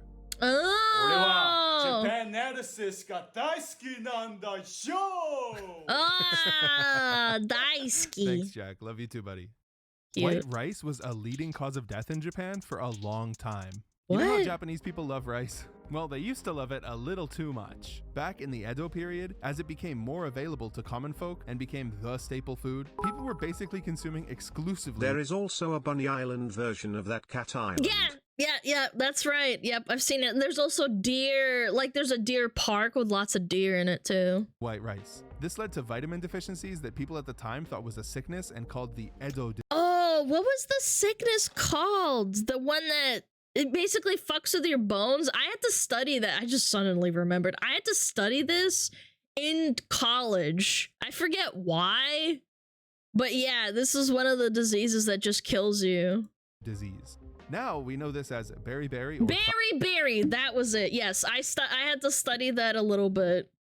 I remember there was like a couple of diseases that were like they weren't diseases that were made or something that inhabited into human society through like animals, but it was rather something that was man-made essentially.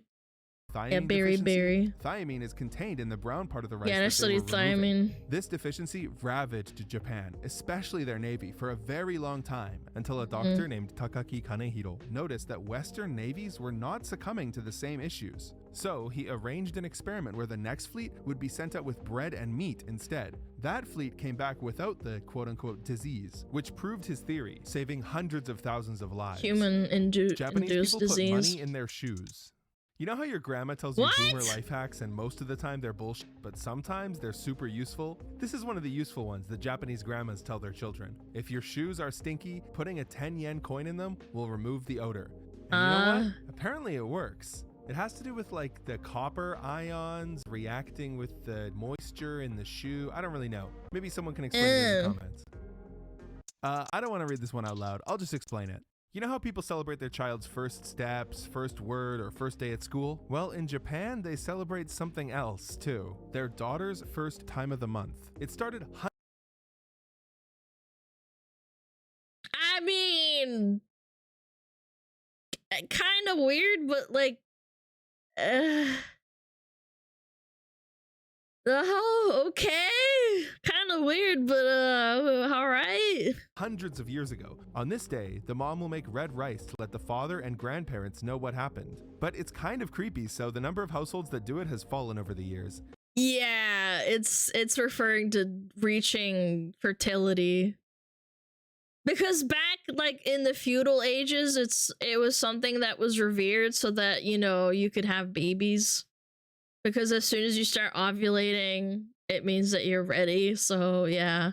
It's still around 35% though. One of my friends I asked about That's this a told me lot. that yeah, her family did it and it was really embarrassing. Well, that's all the facts I can fit in this video, but I have more. Part 2 linked in the description. It's on Patreon, but it's free. You don't have to pay to watch it. Because some of these facts I can't talk about on YouTube. See you there. Thanks for watching. Thanks to my patrons, including tier 3 patrons, Shinseinakin, Chow Sir Chow, Woo, NCR I would want to see the part 2. Campbell, Hana, Jason that artist, and Azuma. The paywall. No, it's free. You can look at it. Free part 2. See? Yeah, you ding dongs. Look at it in your own time. I'm pretty sure he wouldn't be able to show it on Twitch probably too, so I can't watch it. Good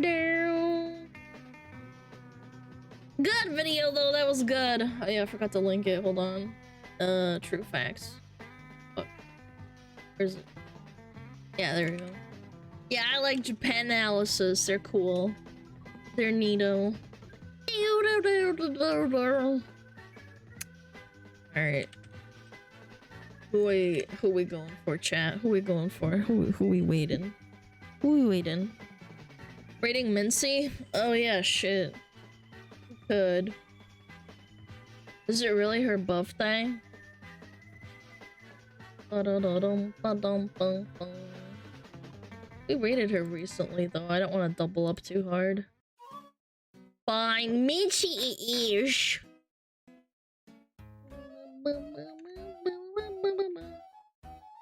Where's Mincy? You son of a bitch, cat! Get out of here! Eat! Where are you, son of a bitch?